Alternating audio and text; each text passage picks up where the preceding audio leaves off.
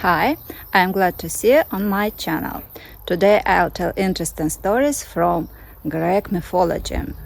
Enjoy listening and don't forget to subscribe. Close your eyes for a moment and imagine that you are standing at the very edge of the world. Not the world as we know it today, with its satellite maps and oceanographic surveys, but the world as it existed in the minds of the ancient Greeks, thousands of years ago, when the sea had no bottom that anyone could find, when storms appeared without warning, and when sailors whispered prayers into the wind before daring to leave the shore. Imagine the smell of salt in the air, thick and heavy, the kind of smell that fills your lungs and makes you feel both small and alive at the same time. The water stretches before you in every direction, dark green near the rocks, then shifting to the deepest, most impossible blue further out, and somewhere beyond the horizon, somewhere you cannot see but somehow sense, something ancient is moving, something enormous, something that has been here since before memory began. That something has a name. And tonight we are going to learn everything about him. His name is Poseidon, and he is one of the oldest, most complex, and most deeply human of all the Greek gods. He is not simply the god of the sea, though that is how most people remember him. He is the god of earthquakes, the god of horses, the shaker of the earth, the creator of storms, and the caller of calms. He is the reason sailors offered gifts before every voyage, the reason coastal cities built him temples facing the water, the reason fishermen whispered his name when the waves grew too tall. He is, in many ways, the god who shaped not just the seas, but the entire relationship between human civilization and the natural world. And his story begins not in the ocean, but in something far older, far stranger, and far more terrifying. A story of being swallowed alive. To understand Poseidon, we have to go back to the very beginning of everything, to a time that the Greeks called the age before the gods, when the world was ruled by beings so ancient that even the Olympians feared their memory.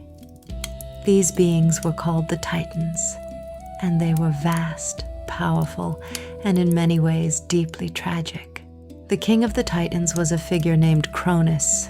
In Latin, you might know him as Saturn, and Cronos was a god haunted by a prophecy. The prophecy was simple and devastating. One of his own children would one day overthrow him, just as he had once overthrown his own father. And Cronos, being the kind of being who took prophecies very seriously indeed, decided to solve this problem in the most direct and terrifying way he could think of. Each time his wife, the great Titaness Rhea, gave birth to a child, Cronos would take the infant in his enormous hands and swallow it whole. He swallowed Hestia, the goddess of the hearth. He swallowed Demeter, the goddess of grain and harvest. He swallowed Hera, who would one day become queen of the Olympians.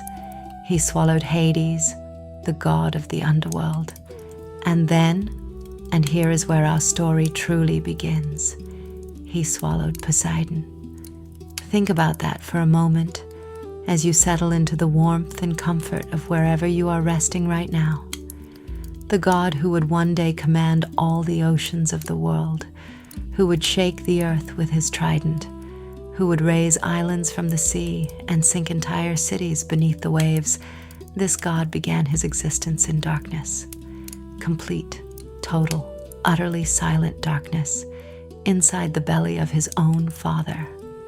There was no light, no space, no sound except the slow, terrible rhythms of Cronos's ancient body. And Poseidon remained there, growing slowly in that impossible darkness for what the myths suggest was an immeasurably long time. Scholars who study ancient Greek religion have spent considerable time thinking about what this myth actually meant to the people who told it. The ancient Greeks were extraordinarily sophisticated thinkers, and their myths were rarely just entertaining stories.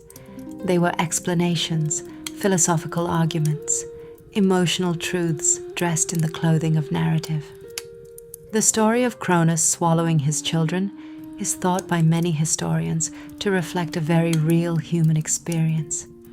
The sense that the forces of nature, of time, of the old world do not want to give way to anything new.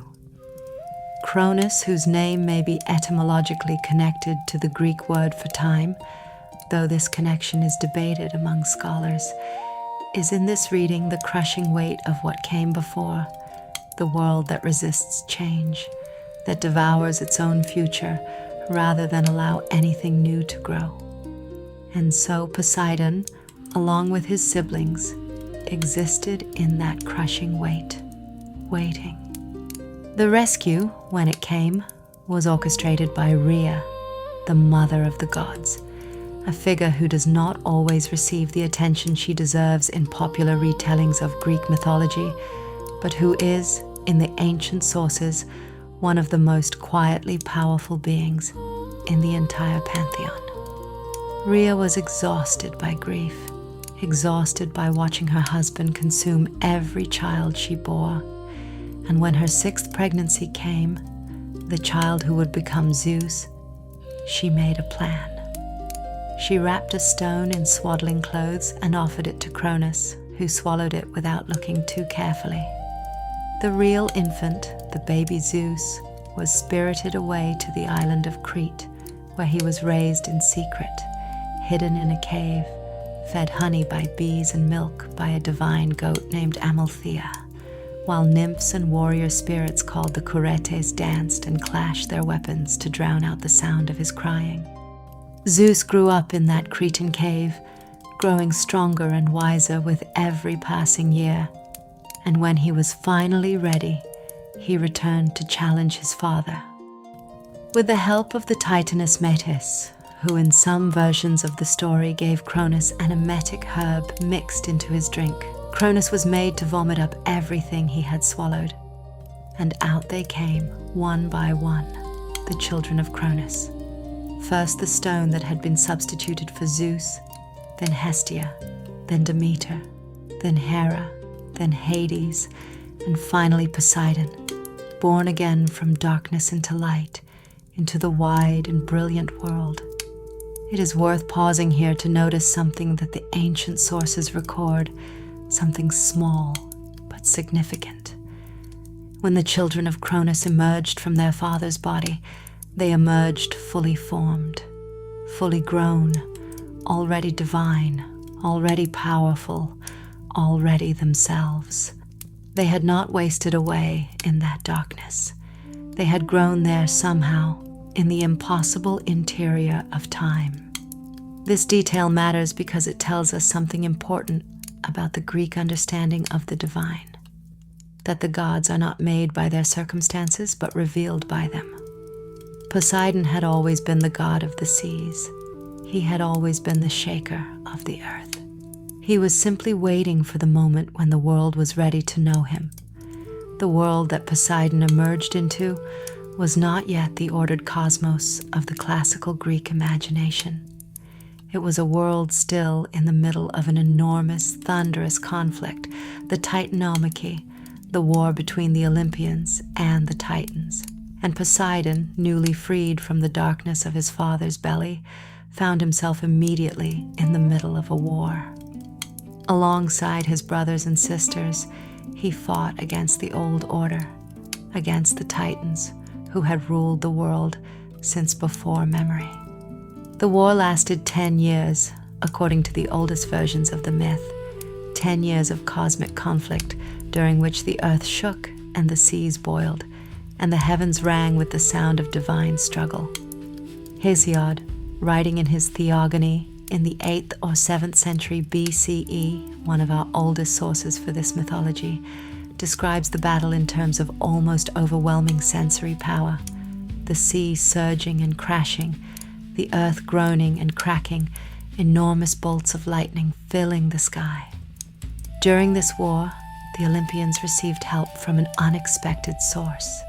Deep in the earth, imprisoned by Cronos just as the Olympians had been imprisoned in his belly, were beings even older and stranger than the Titans, the Cyclops, and the Hecatoncheires, creatures of enormous size and power. Zeus freed them, and in gratitude, the Cyclops gave gifts to the three brother gods. To Zeus, they gave the thunderbolt, the crackling, devastating weapon of storm and fire that would become his signature. To Hades, they gave a helmet of invisibility, a cap of darkness that rendered its wearer unseen. And to Poseidon, they gave the trident. The trident, three-pronged, made of something beyond metal, beyond any material of the mortal world, a weapon and a tool and a symbol all at once, the instrument through which Poseidon would exercise his power over the physical world. With the trident, he could strike the earth and cause it to shake. He could strike the sea and raise storms or calm them. He could split rock and raise islands and bring walls tumbling down.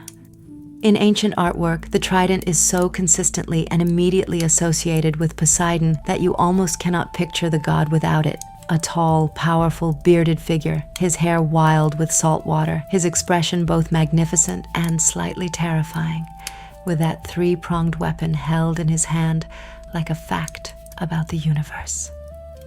After the Titanomachy ended and the Olympians claimed their victory, the time came to divide the world between the three brother gods.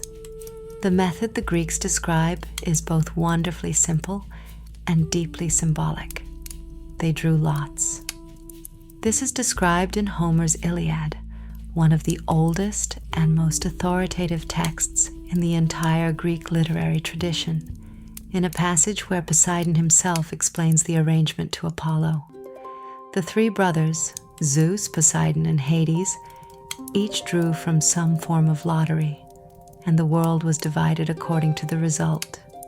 Zeus drew the sky and all its dominions, the air and the storms above, the realm of light and divine authority. Hades drew the underworld, the realm of the dead, the deep places beneath the earth. And Poseidon drew the sea,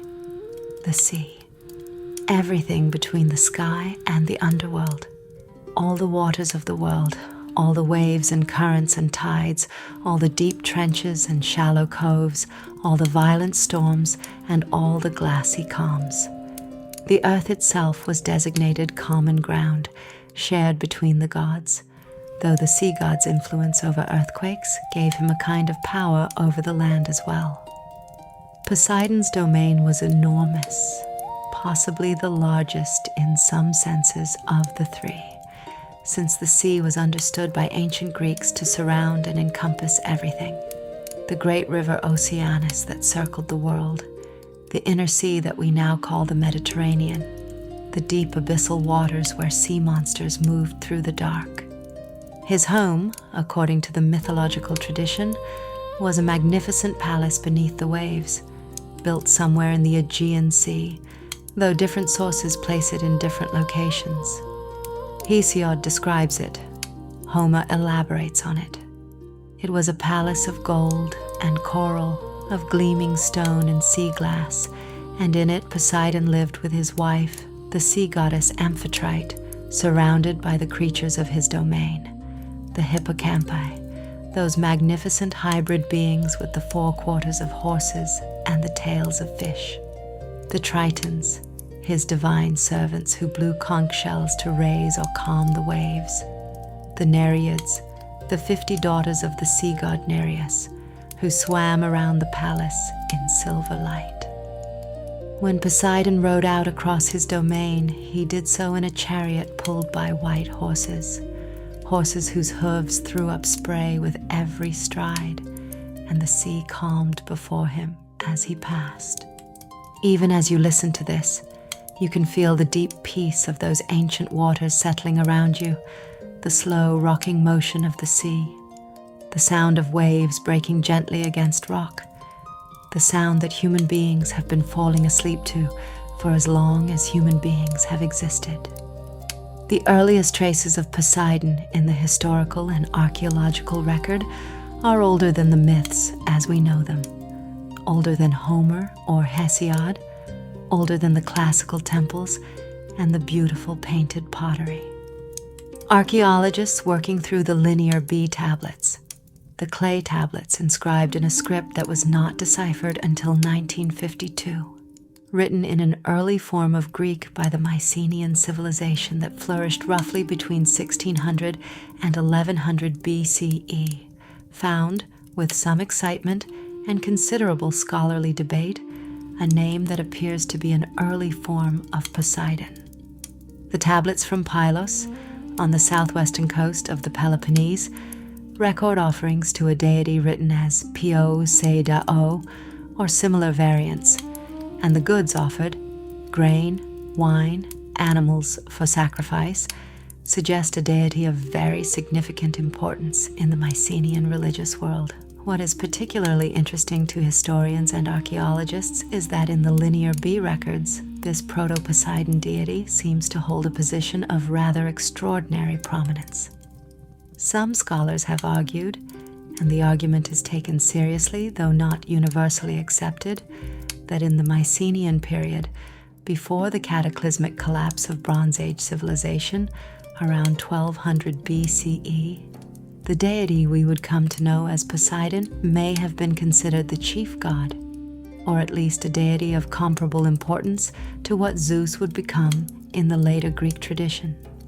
This is a remarkable thought, that the god we associate with the sea and with a somewhat difficult temperament, always fighting with other gods and losing contests, may once have stood at the very center of Greek religious life.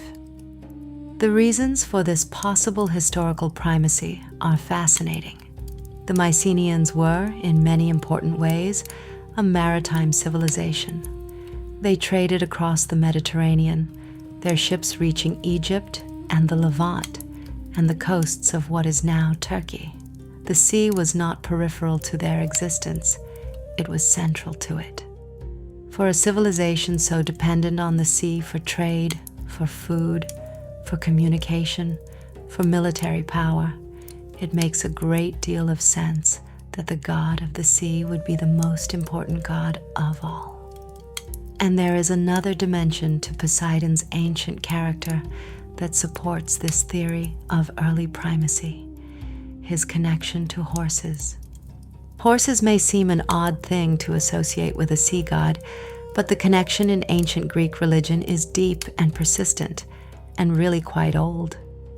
Poseidon is consistently described as the god who created the horse, who gave horses to humanity, who had a special and intimate relationship with these animals. In some myths, he himself takes the form of a horse. The wild, crashing energy of a wave and the untamed power of a galloping horse were understood as fundamentally the same kind of energy: surging, irresistible, beautiful, and dangerous. Before the sea became the central symbol of Poseidon's power, scholars believe there may have been an earlier version of this deity who was primarily associated with horses and earthquakes, with the raw physical power of the earth itself. This older, earthier Poseidon as a god of the land's power rather than the seas, is visible in his oldest epithet, Enosigaios, the earth shaker. This word appears in Homer, in the Iliad and the Odyssey, and it is likely very old, predating the Homeric texts by a considerable stretch of time. The earth shaker. Not the sea ruler, not the wave raiser, but the shaker of the earth, the god who stands beneath the world and makes it tremble. In a land as seismically active as Greece, where earthquakes were common and sometimes devastating, the god who caused them would have been an object of tremendous awe, tremendous fear, and tremendous reverence. The ground you stand on, the solid foundation of your world, this god could make it move. This god could make it crack. As you drift deeper into rest, feeling the comfortable weight of this story settle around you like a warm blanket, consider what it must have been like to live in ancient Greece, in a land where the ground shook without warning, where the sea could turn from a gentle blue highway into a roaring nightmare in the space of an afternoon, where the horse was the most powerful creature most people had ever seen, faster than anything else in the natural world, carrying warriors and messengers, and the economy of civilization on its back. All of these things, the earthquake, the sea, the horse, shared something in common. They were all expressions of raw, uncontrollable power. They were all beautiful. They were all terrifying. And they were all, in the understanding of the ancient Greeks, the domain of one enormous, saltwater-drenched, trident-wielding deity who lived beneath the waves, and sometimes, when the mood struck him, reached up and moved the world. This is Poseidon. And we have barely begun his story. The Greeks of the classical period, the 5th and 4th centuries BCE, the age of Pericles and Socrates, of Sophocles and Plato, of the Parthenon and the trireme, inherited a figure with this enormous and ancient complexity, and they built upon it with everything they had. In their hands, Poseidon became not just a force of nature, but a personality, with desires and grievances, with loves and hatreds, with a temper that could shake mountains and a tenderness that could raise new land from the ocean floor. He argued with other gods and sometimes lost. He fell in love, and the objects of his love were not always willing. He built walls for mortal kings and was cheated of his payment, and his fury at being cheated had consequences that echoed through generations of human history. He competed for cities, and sometimes won, and sometimes lost. And when he lost, he sulked in the most spectacular geological manner imaginable. He was, in other words, magnificently, recognizably, sometimes frustratingly human, despite being a god. And perhaps that is the deepest truth about him, that the ancients needed their sea god to be like the sea itself, not just powerful, but unpredictable, not just beautiful, but sometimes terrifying, not just distant and divine, but close and present, and intimately involved in the lives of the people who lived on his shores. The world that the ancient Greeks knew was a world of coastlines. Modern estimates suggest that ancient Greece had more coastline relative to its total land area than almost any other civilization in the ancient world. An extraordinarily intricate, complex geography of peninsulas and islands and bays and straits, a world where almost no one was ever very far from the sea.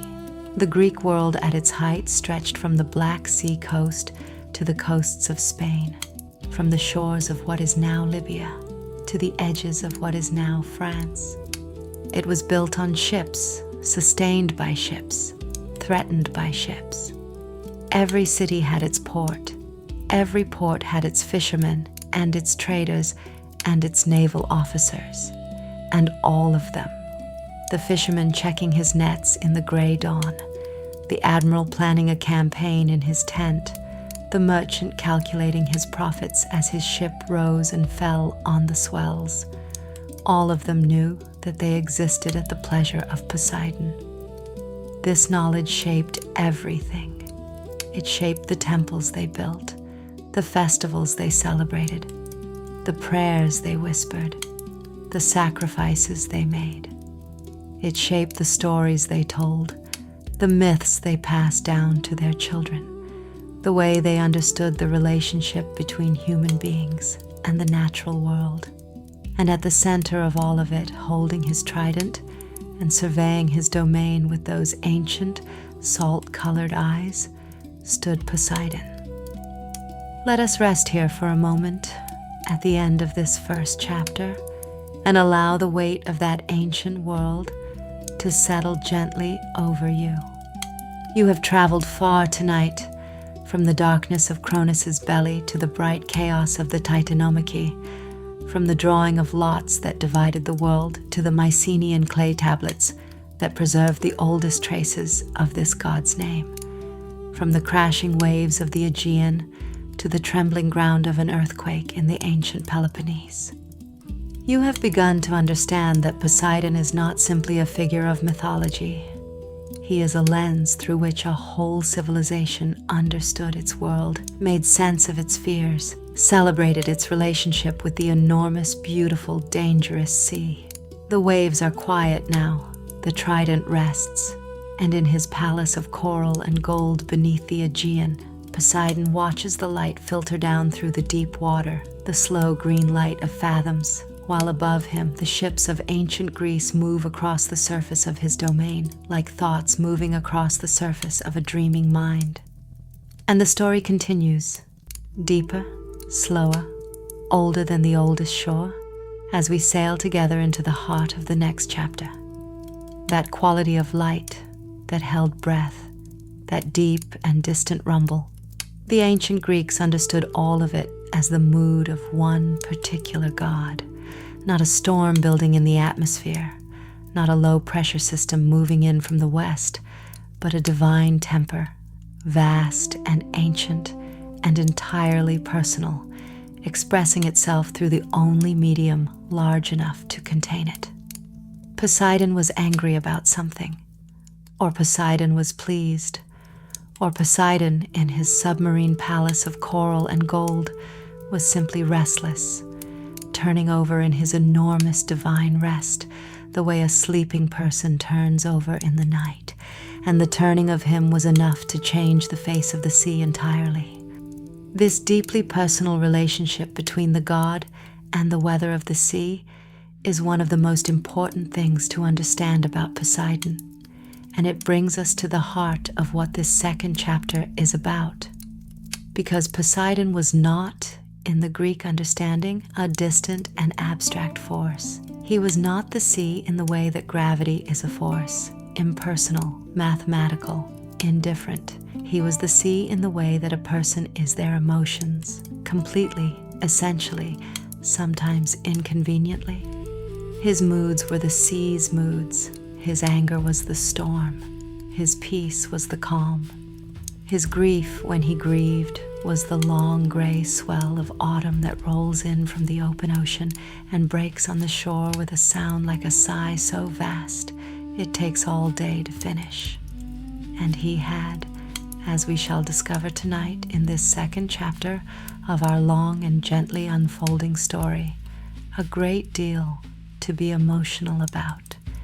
He had rivalries that shook the earth. He had loves that created new creatures and new landscapes. He had grievances that lasted generations and shaped the fates of heroes and cities and entire civilizations. He was, in other words, magnificently, exhaustingly, wonderfully alive. And the world he moved through was alive because of him. Let us settle deeper into this story now, letting the sound of distant waves find us wherever we are resting, and begin with the question of where Poseidon stood among the gods of Olympus, because his position there was complicated, and the complications are deeply revealing. The 12 Olympians, as the Greeks of the classical period understood them, were the ruling council of the divine world, the great gods who sat in their palaces on the heights of Olympus, and from there observed and influenced, and occasionally directly intervened in the affairs of the mortal world below. The precise membership of this council of 12 varied somewhat depending on which city, which period, and which author you consulted. The Greeks were wonderfully inconsistent in their mythology, which is one of the things that makes studying it so endlessly rewarding. But certain figures were always there. Zeus the king, Hera his queen, Athena the goddess of wisdom and war strategy, Apollo the god of the sun and music and prophecy, Artemis the huntress, Ares the god of war, Aphrodite the goddess of love, Hephaestus the divine smith, Hermes the messenger, Demeter the harvest goddess, and Poseidon. Notice something about that list, something that the Greeks themselves were very much aware of. Poseidon was not simply one of 12 equals. He was one of the 3 brothers, the 3 sons of Cronos, and as such he occupied a position of unique seniority among the Olympians. He was older than Apollo, older than Athena, older than Ares, older, in fact, than almost everyone except his own siblings. He had fought in the Titanomachy. He had been there at the beginning of everything. His power was not derived from Zeus, not granted by anyone, not conditional on anyone's approval. It was his own, earned in the darkness of Cronos's belly and confirmed by the drawing of lots, and it was enormous. And yet there was Zeus. The relationship between Poseidon and Zeus is one of the most psychologically rich and subtly drawn relationships in all of Greek mythology, and it repays careful attention. They were brothers, equals in birth and in suffering, both children of the same terrible father, both survivors of the same impossible darkness. They had fought side by side in the Titanomachy, trusted each other with their lives in the most literal and cosmic sense. And then the lots were drawn, and Zeus drew the sky, and with the sky came something that went beyond mere territory. With the sky came authority. With the sky came the role of king. Homer makes this dynamic beautifully explicit in the passage from the Iliad I mentioned in our first chapter, where Poseidon responds to a warning from Iris, Zeus's divine messenger, that Zeus has commanded him to withdraw from the Trojan War. Poseidon's response is extraordinary in its combination of anger and restraint, pride and reluctant acknowledgement. He says, and I am paraphrasing from the ancient Greek here with some liberty for the sake of flow, "We are 3 brothers, and the world was divided between us equally. I have my own domain and my own honor, and Zeus has no authority over me in my own realm. The earth and Olympus are common ground, and Zeus should not try to command me as though I were beneath him, as though I were one of his children rather than his equal in blood and birth." It is a remarkable speech. Poseidon is not wrong exactly. He is not wrong about the facts of the arrangement, not wrong about the equality of their birth. And yet, as the scene unfolds, he backs down. He withdraws from the battle as Zeus has commanded, grumbling magnificently, but ultimately complying. And the reason he gives is instructive. He says he will yield this time, but Zeus should know that if Troy is to be spared when Poseidon wishes to see it destroyed, there will be consequences. He yields, but he yields like the sea yields to the shore, temporarily, and with the full intention of returning. This dynamic, this perpetual tension between Poseidon's enormous independent power and his reluctant acknowledgement of Zeus's kingship runs through virtually every myth in which the 2 brothers appear together. Poseidon is never simply subordinate. He is never comfortably deferential. He is always slightly, productively, magnificently difficult. And the difficulty is entirely consistent with his character as the god of something as ungovernable as the sea. Scholars of ancient Greek religion have long noted that this tension between the 2 brothers may reflect something real about the history of Greek religion itself. If, as the Linear B tablets suggest, Poseidon was once a more central deity in the Bronze Age Mycenaean world, then the myths of his conflict with Zeus may preserve a cultural memory of the transition from one religious order to another. The older earth and sea-centered religion of the Mycenaeans giving way to the sky god-centered religion of the later Greek tradition. The tension between Zeus and Poseidon would then be not just a family drama, but a theological argument encoded in narrative form. The older religious tradition and the newer one wrestling with each other across the centuries, neither quite able to fully displace the other. Whether or not this historical reading is correct, and it is speculative, as such readings always are, it captures something true about the feel of Poseidon in the myths. He always seems to carry with him a sense of ancient dignity, of rights that predate the current order, of a greatness that the present arrangement of Olympus does not quite adequately honor. He is, in the deepest sense, a god who remembers when things were different. And the sea, which is after all the oldest feature of the earth's surface, is the perfect domain for such a god, ancient, permanent, not quite tamed by anything the present world has built. But let us turn now from the politics of Olympus to something more immediate, more visceral, more dramatic. Let us talk about the contests, because Poseidon, throughout the mythological tradition, was a god who competed. He competed for cities, for territory, for divine honors, with a passion that tells us something essential about his nature. And the most famous of all his contests, the one that every school child in ancient Athens knew, and that has been depicted in art and architecture and literature for more than 2,500 years, was the contest for the city of Athens itself. The story is told in several ancient sources, with some variation in details, but the essential outline is consistent and wonderful.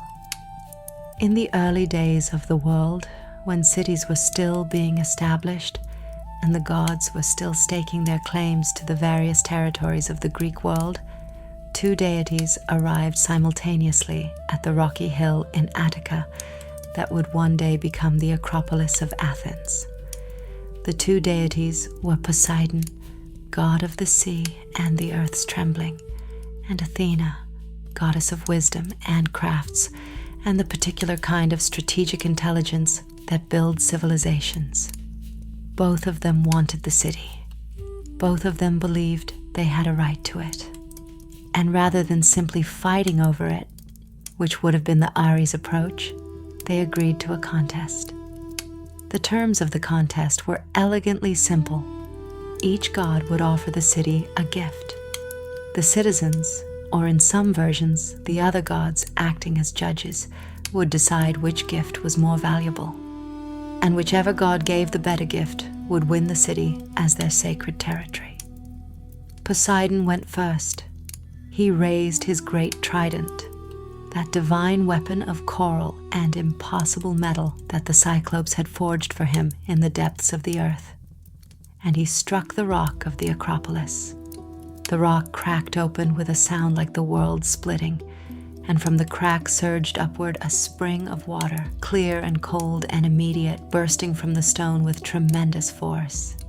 In some versions of the story, it was a saltwater spring, which, appearing on a rocky hilltop far from the sea, was itself a miracle of sorts, a demonstration of Poseidon's absolute dominion over all the waters of the world, whether they ran in the ocean or deep in the veins of the earth.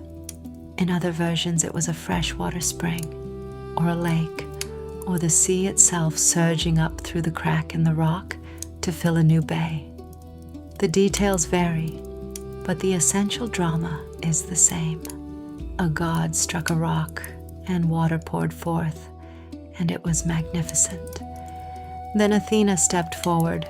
She knelt at the edge of the cracked rock, pressed her palm to the earth, and from beneath her hand grew a tree, an olive tree, small at first, then growing with impossible divine speed into a full, mature, silver-leaved, fruit-bearing olive tree, its branches casting dappled shade on the sacred rock, its trunk already ancient-looking, gnarled and certain, as though it had always been there, and always would be.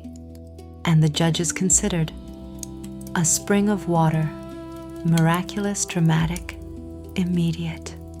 An olive tree, quieter, slower, more patient.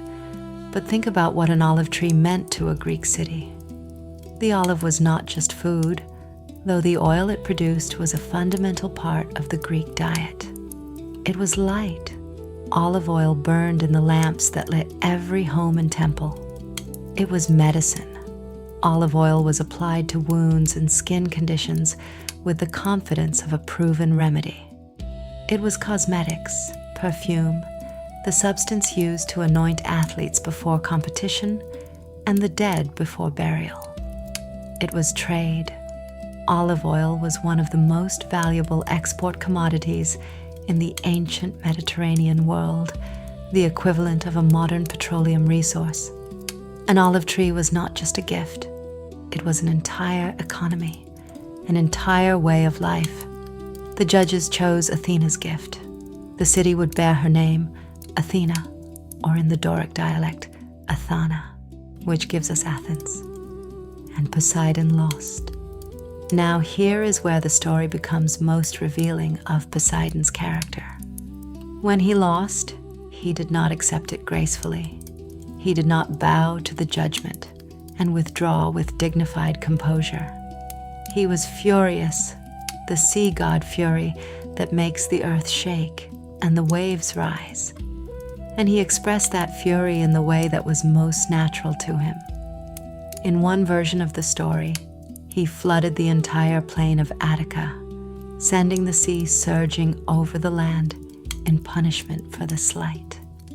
In another version, he cursed Attica with perpetual drought, or with the permanent lack of any navigable river. In the most dramatically satisfying version, he simply struck the earth again with his trident, and the earth trembled with his rage, and the saltwater spring he had made on the Acropolis remained there for centuries. The Erechtheion, that elegant temple on the Acropolis that you can still visit today in Athens, was built in part to house and honor this spring. And ancient sources tell us that in the room of the temple that sat directly above the crack in the rock, you could hear the sound of the sea, even though the sea was miles away, as though Poseidon's presence in that place was never entirely resolved, never quite finished. The Athenians, to their considerable credit, did not simply dismiss Poseidon after he lost the contest. They were far too wise and too practical for that. They built him temples, including a famous one at Sounion, on a promontory of land at the southernmost tip of Attica that juts out into the sea like a declaration of intent.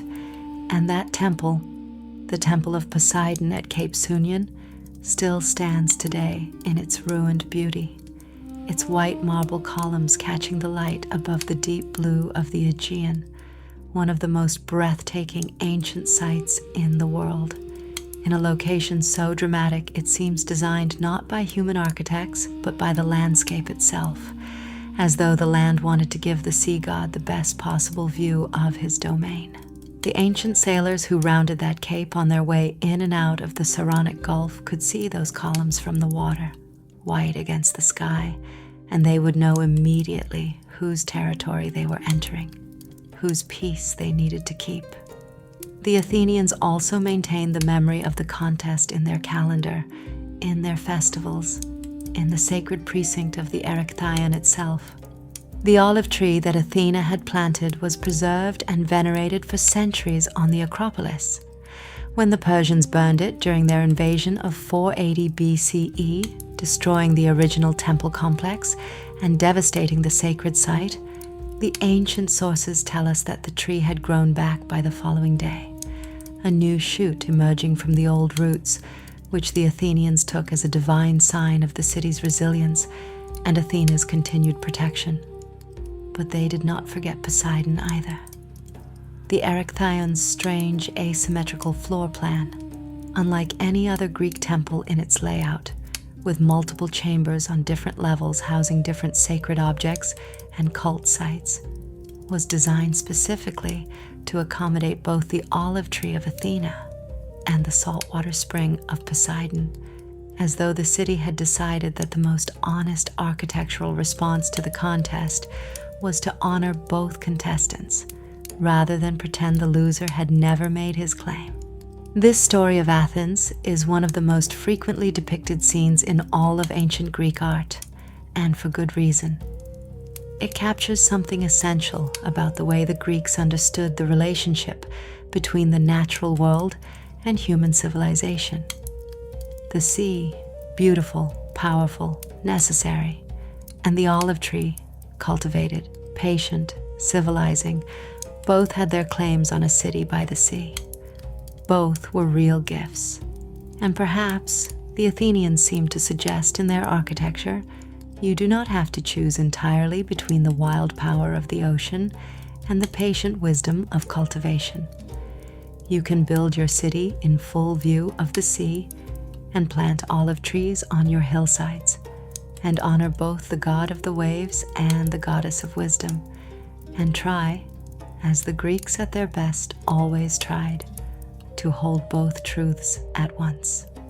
Let us drift for a moment away from Athens, out along the coast, past the Cape of Sounion with its beautiful ruined temple, and out onto the open sea, where the second great dimension of Poseidon's character in the myths becomes visible, his role as a creator, a maker of creatures and places, a divine force whose emotional life quite literally shaped the physical world. Because Poseidon, when he loved something or someone, created. This is perhaps the most beautiful and least discussed aspect of his mythology. The god of the sea was also, in a very real sense, a god of generation, of bringing new things into existence. The horse, which we touched on briefly in our first chapter, is the most dramatic example of this creative power.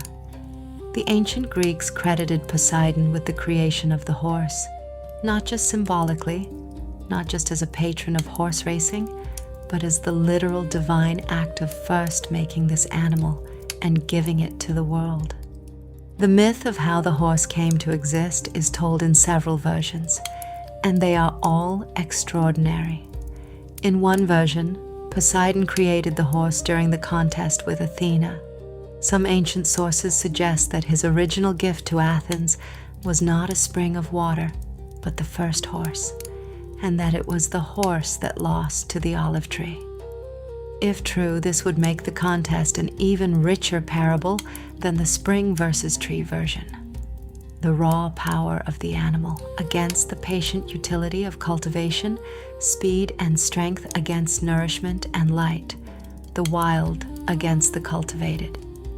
In this version, Poseidon struck the earth with his trident, and a horse emerged fully formed, just as Athena's olive tree emerged fully formed from her touch. In another version of the horse's creation, more intimate and more quietly strange, Poseidon created the horse in the process of pursuing the goddess Demeter. Demeter, devastated by the abduction of her daughter Persephone to the underworld, had hidden herself in a cave in the shape of a mare, trying to escape the attentions of Poseidon, who had become enamored of her in the depth of her grief. Poseidon, undeterred, transformed himself into a stallion and found her, and from their union in that cave was born the divine horse Arion, a creature of supernatural speed, with a black mane and the ability, in some accounts, to speak. And also a daughter whose name was considered too sacred to speak aloud in the ancient mysteries of Arcadia. This myth is deeply uncomfortable to modern readers, and it should be. The ancient Greeks did not sanitize their gods into perfect moral exemplars, and Poseidon's pursuit of Demeter is depicted in the sources with a frankness that reflects the ancient world's understanding of divine power as something that operated outside of ordinary moral categories, something vast and amoral in the way that nature itself is vast and amoral. But the mythological tradition also records that Poseidon himself was troubled by what he had done, that he purified himself afterward in the sea, washing away the guilt of the act in his own domain, and that Demeter eventually found her way out of her grief and returned to the world of light. And the horse Arion became one of the most celebrated divine animals in all of Greek mythology, given eventually to the hero Adrastus, king of Argos, who rode him in the famous expedition of the Seven against Thebes. The horse of Poseidon, whatever its precise mythological origin, was understood as a fundamentally oceanic creature. The Greeks saw in the cresting waves something that looked to them like the manes of galloping horses, the white foam and the surging forward motion, and the irresistible power. And this visual metaphor became a theological truth. The horse and the wave were the same energy, the same force, and both were the children of the same god. This is why Homer calls waves hippocamata, horse waves, and why the hippocampus, that wonderful hybrid creature of horse and fish, became one of Poseidon's most characteristic divine animals, pulling his chariot through the sea with the same speed and power that a real horse pulled a chariot across the land. As the night deepens around you and the story settles into its slower rhythms, let us turn from the horse to another dimension of Poseidon's creative power, his role as a builder.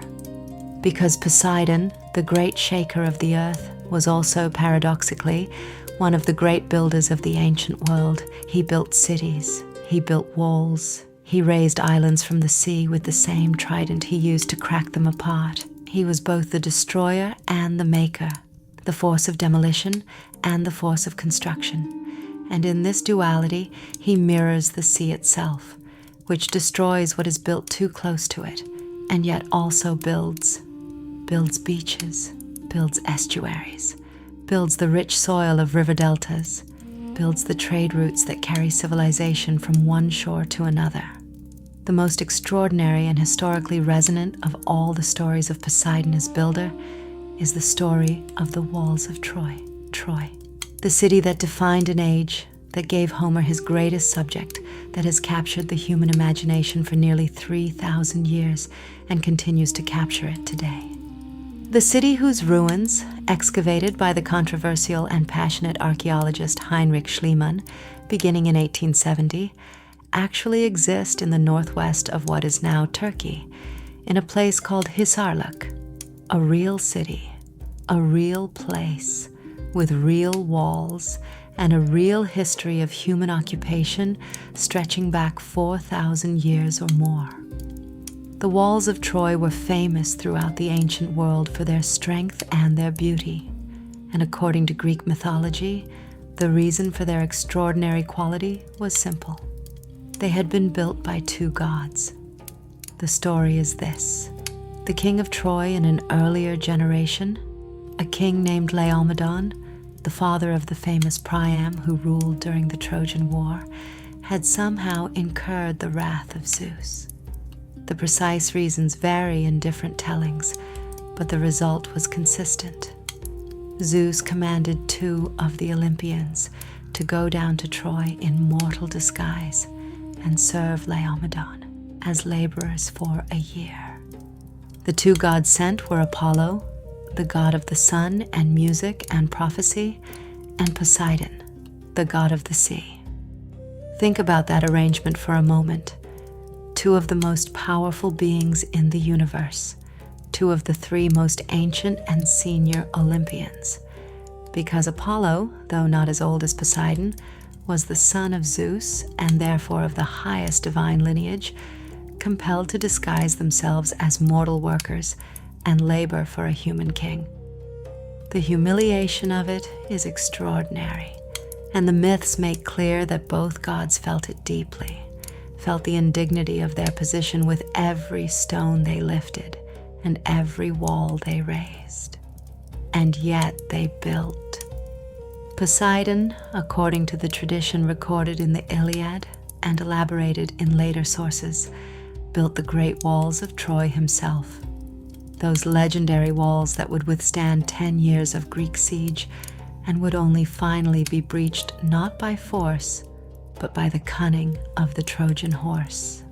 If Poseidon built those walls, then the walls were divine, literally made by divine hands, and their strength was not the strength of stone and mortar, but the strength of a god's will made solid. Apollo, in some versions, tended the flocks of Laomedon during this same year, keeping his divine nature hidden behind the mask of a shepherd. At the end of the year, when their service was complete, Poseidon and Apollo went to Laomedon to collect their agreed payment, and Laomedon refused to pay them. The refusal of payment to a god is, in the logic of Greek mythology, one of the worst things a human being can do. It is not simply rudeness or dishonesty, though it is both of those things. It is a fundamental violation of the sacred relationship between mortals and gods, a relationship the Greeks called xenia in its social dimension, the obligation of reciprocity, the duty of honoring those who have served you, the understanding that gifts and services create bonds that must be respected. To refuse payment to Poseidon, the sea god who had just spent a year building your city's walls with his own divine hands, was to commit an act of sacrilege so profound it deserved and received a divine response of matching scale. Poseidon's response was the sea monster. He sent up from the depths of his domain a creature of monstrous size and appetite.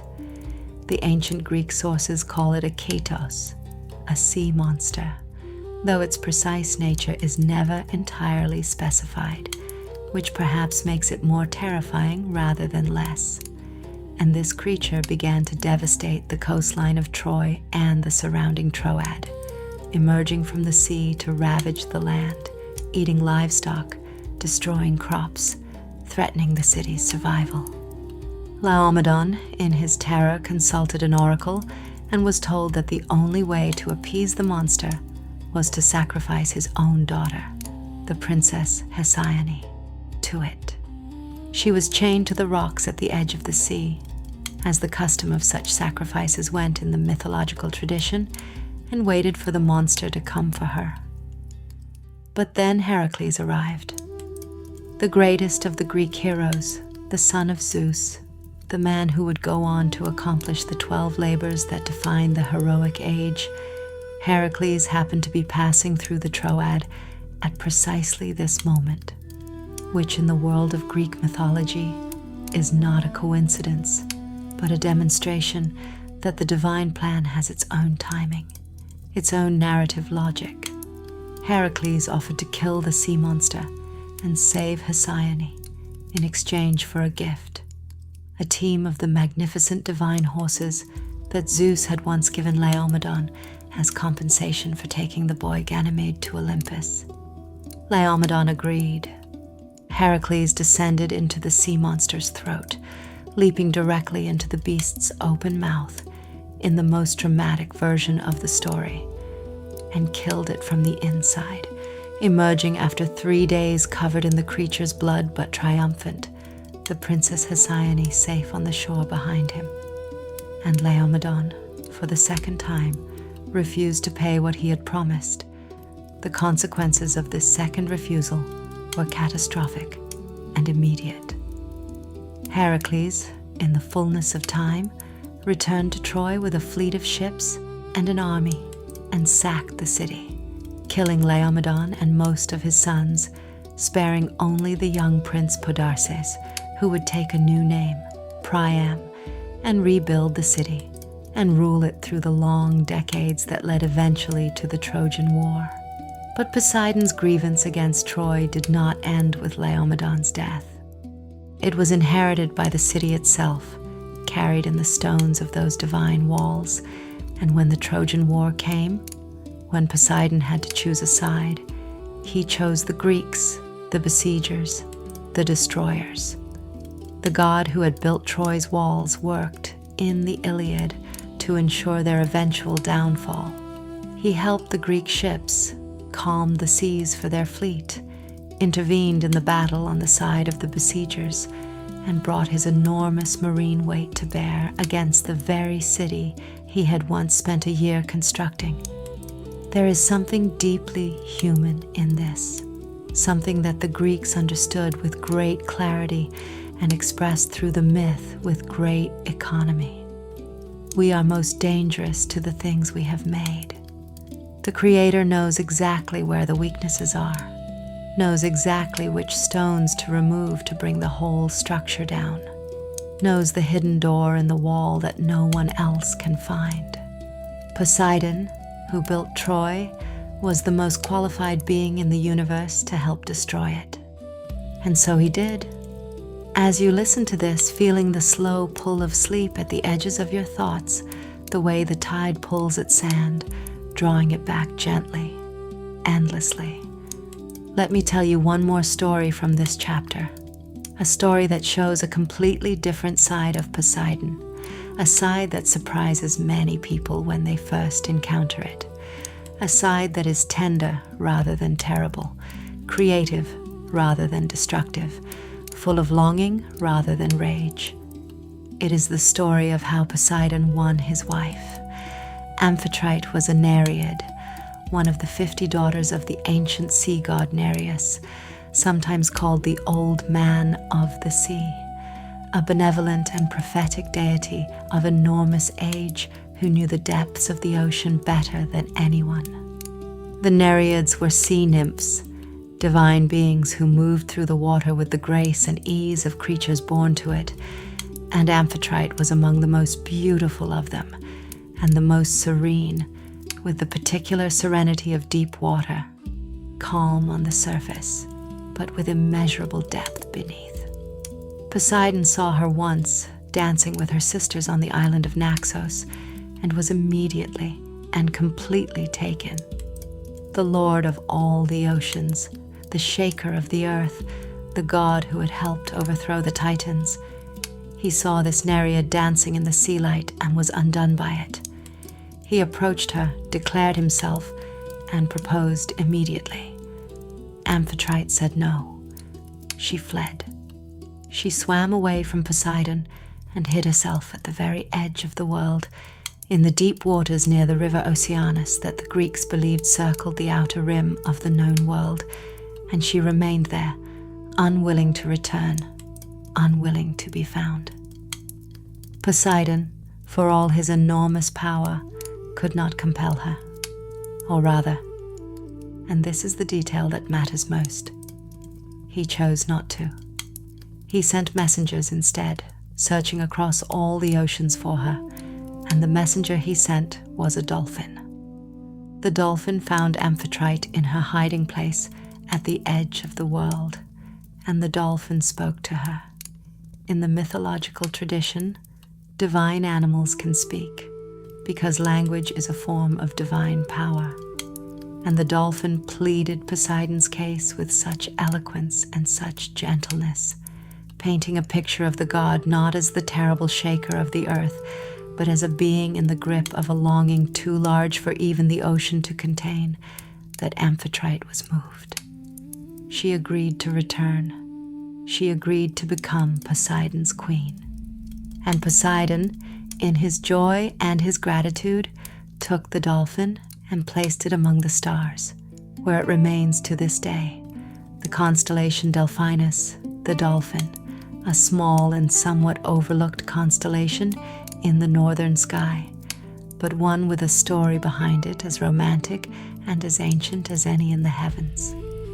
This story is told most fully by the Hellenistic poet Eratosthenes, who compiled the myths of the constellations in the 3rd century BCE. But it draws on much older traditions, and its emotional truth is timeless. The most powerful god of the natural world was helpless before the Nereid, who would not come to him. He could not command her. He could not force her. All he could do was send his most beloved animal to speak for him, and hope that words, the most human of all tools, would succeed where power could not. Amphitrite became his queen, and together they ruled the underwater kingdom, and their son was Triton, the great divine herald of the sea, depicted in ancient art as a powerful figure with a human upper body and a fish tail, holding a conch shell to his lips, whose blast could raise waves or calm them.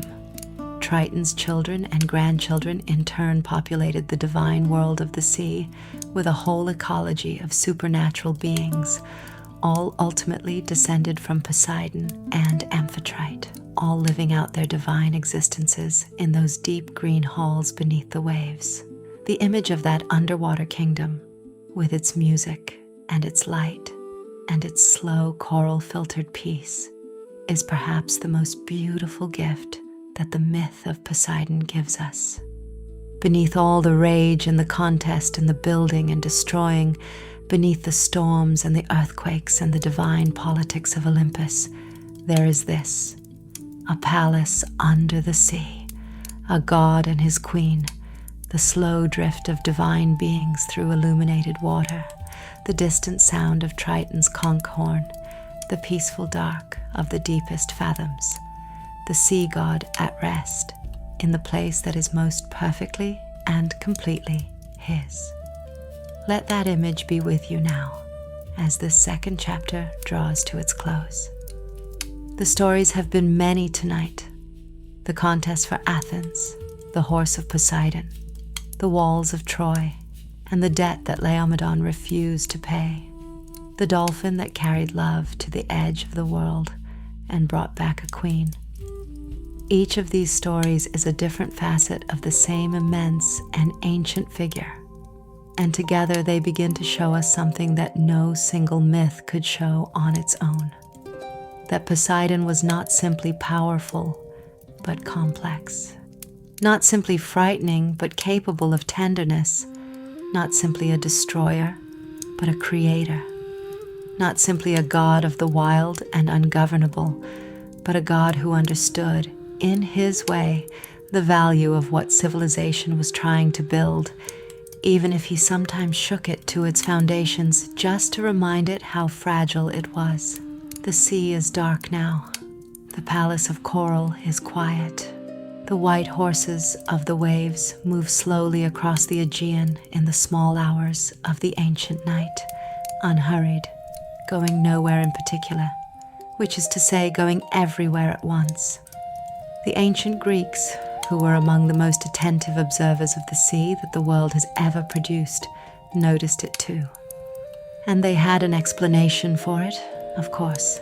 They always had an explanation, and the explanations were always more beautiful than mere fact. The sea glows at 3 a.m, they believed, because it is the hour when the divine beings of the deep are most active, when the Nereids swim closest to the surface, when Triton sounds his conch horn in the depths, and the sound travels upward through miles of water and emerges at the surface as that almost light, that luminescence that is not quite visible and not quite invisible, that edge of divine presence felt rather than seen. It is an hour, in other words, that belongs to Poseidon's world in a way that the daylight hours, with their human business and their commerce and their wars, do not quite belong to it. It is the hour when the sea is most fully itself, most completely under the dominion of the God who rules it, least interrupted by the needs and narratives of the mortal world above. And it is the perfect hour for the stories we are going to tell tonight, because the third chapter of Poseidon's long and extraordinary life in the mythological tradition is the chapter that goes deepest. It is the chapter of the loves and the losses. The chapter in which we see the sea god not as a political figure negotiating his place among the Olympians, not as a builder or a destroyer of cities, but as something more fundamental and more vulnerable than any of those roles suggest. Tonight we follow Poseidon into the territory where even gods are not in control, into longing, into grief, into the strange and irreversible transformations that love and loss leave behind them like tide marks on the shore. Because Poseidon loved. He loved abundantly, extravagantly, with the total commitment of a being for whom half measures were simply not possible. He loved the way the sea loves a coastline, relentlessly reshaping everything it touches, wearing away what resists, and depositing something new in the spaces left behind. And from his loves, extraordinary things were born. Children who were not quite human and not quite divine. Creatures that had never existed before. Islands, springs, horses, monsters. The entire catalog of the strange and the marvelous that populates the edges of the Greek mythological world has Poseidon somewhere in its genealogy, some connection back to the god of the deep and the wild and the generative dark. But love in the mythological tradition is never only creation, it is also loss. And the losses Poseidon suffered, the children who died, the lovers who were transformed, the places that were destroyed, the heroes who were taken from him. These losses shaped him as surely as his victories did, and they echo through the myths in ways that are sometimes heartbreaking, sometimes terrible, always deeply and specifically human in their emotional truth. Let us begin with his children, because it is through his children, perhaps more than through any other aspect of his mythology, that we understand Poseidon most completely. The list of Poseidon's offspring in the ancient sources is staggering in its length and in its variety. He fathered giants and heroes, monsters and sea gods, nymphs and kings, and creatures that defy easy categorization. Some estimates suggest that Poseidon is credited in the various ancient sources with more divine offspring than any other Olympian god, including Zeus, though Zeus, one must note, was not always consistent about acknowledging his children, which may skew the accounting somewhat. Poseidon's children range from the magnificent to the monstrous, from the heroic to the catastrophically destructive, and in their variety, they tell us something essential about what the sea itself produces. Not just beauty, not just terror, but the entire overwhelming range of what life is capable of becoming when it has access to the full depth of the creative ocean. Let us begin with one of the most remarkable and one of the most human of all his children. Let us begin with Orion. Orion, the great hunter, the figure who strides across the winter sky in a constellation so magnificent and so immediately recognizable that it has been independently noticed and named by virtually every culture on Earth that has ever looked up at the stars. The ancient Greeks knew him as the greatest hunter who had ever lived, a man of extraordinary size and strength and beauty, who could walk across the sea on the surface of the water as though it were solid ground, a gift from his divine father. And according to the most ancient version of his parentage, Orion's father was Poseidon. The story of Orion's birth is among the strangest in all of Greek mythology, which is saying something considerable. In the earliest version, preserved in fragments of ancient scholarship and astronomical writing, there was a childless king named Nereus in the region of Boeotia, who had once entertained the gods Zeus, Poseidon, and Hermes as guests. Again, the divine visit in mortal disguise, the three gods appearing at his door as ordinary travelers. Nereus, in true Greek tradition, offered them the most generous hospitality he could manage, sacrificing a bull for the feast and opening his home and his wine to them completely. When the three gods revealed themselves and offered him a gift in return for his extraordinary Xenia, Nereus said that his one wish was for a son.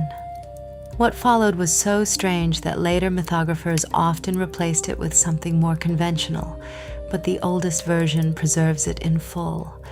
The three gods produced the skin of the sacrificed bull, and each of them, Zeus, Poseidon, and Hermes, contributed to creating life within it, Poseidon most importantly among the three, since the sea god had the deepest powers of generation.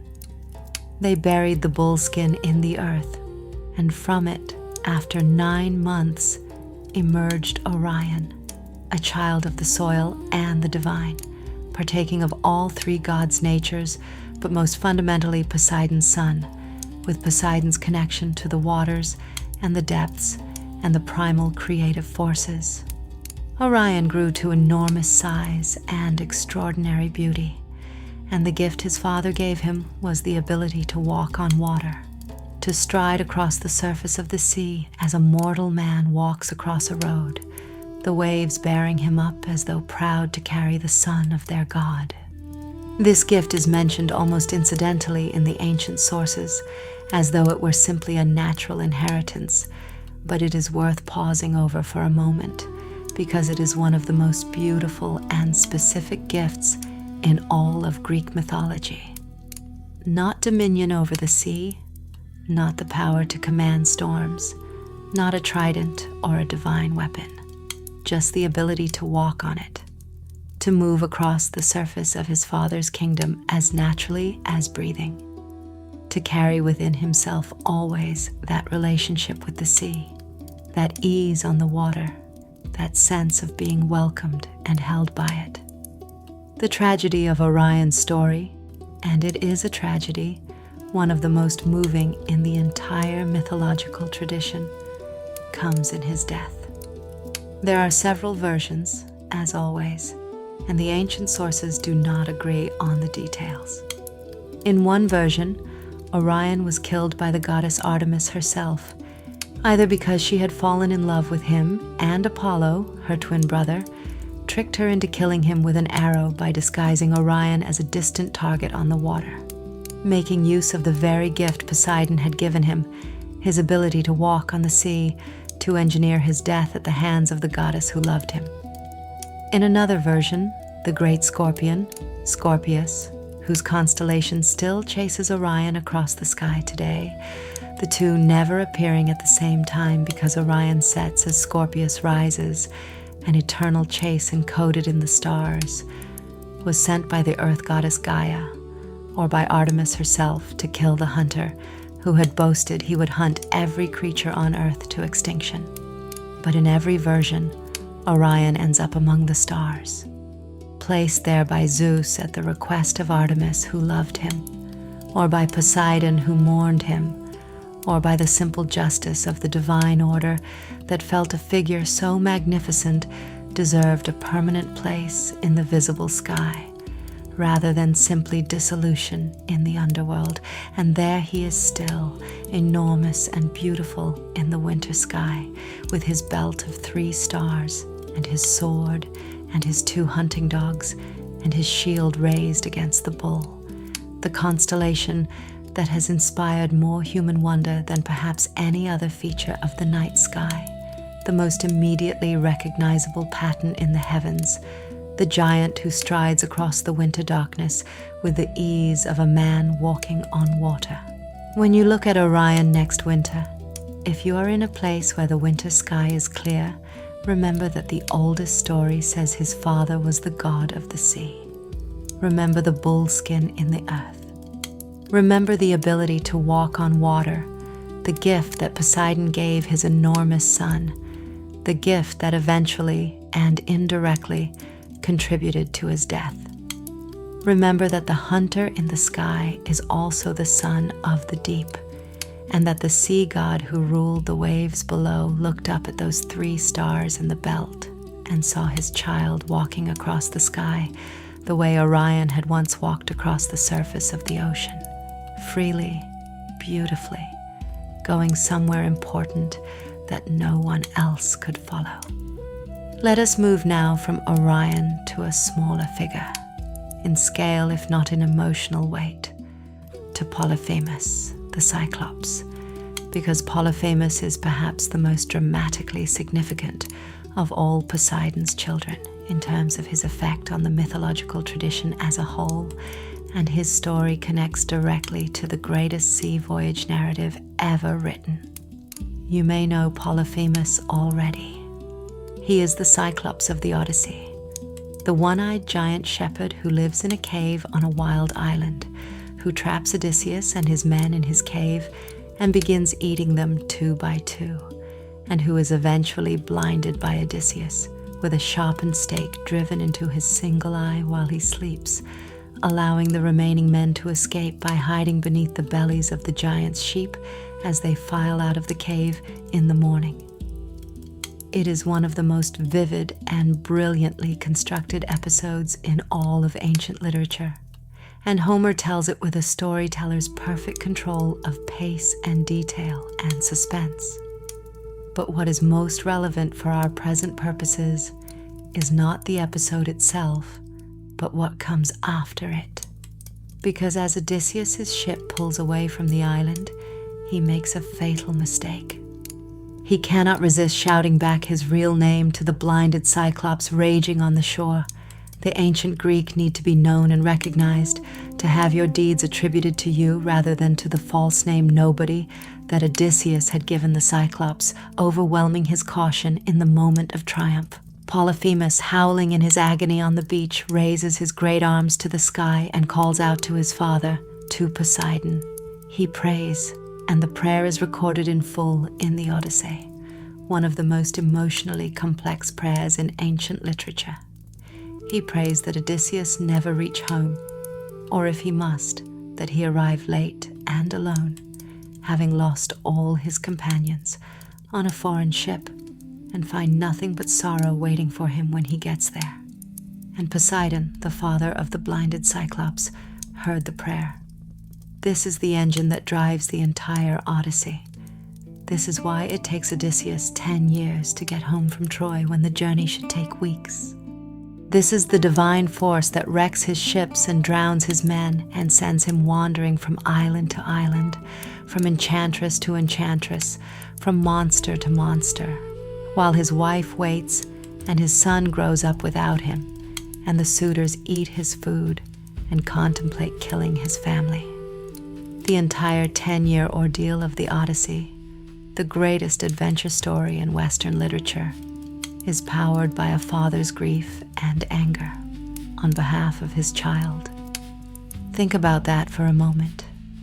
Poseidon, the god who helped build Troy, who fought on the Greek side in the Trojan War, who had every reason to favor the Greeks in the aftermath of their victory, turned against Odysseus not for any geopolitical reason, not for any grand theological purpose, but because his son had been hurt, because his child, however monstrous, however violent, however much a creature of cave darkness and brute appetite, had cried out to him in pain, and the pain was real, and the father heard it.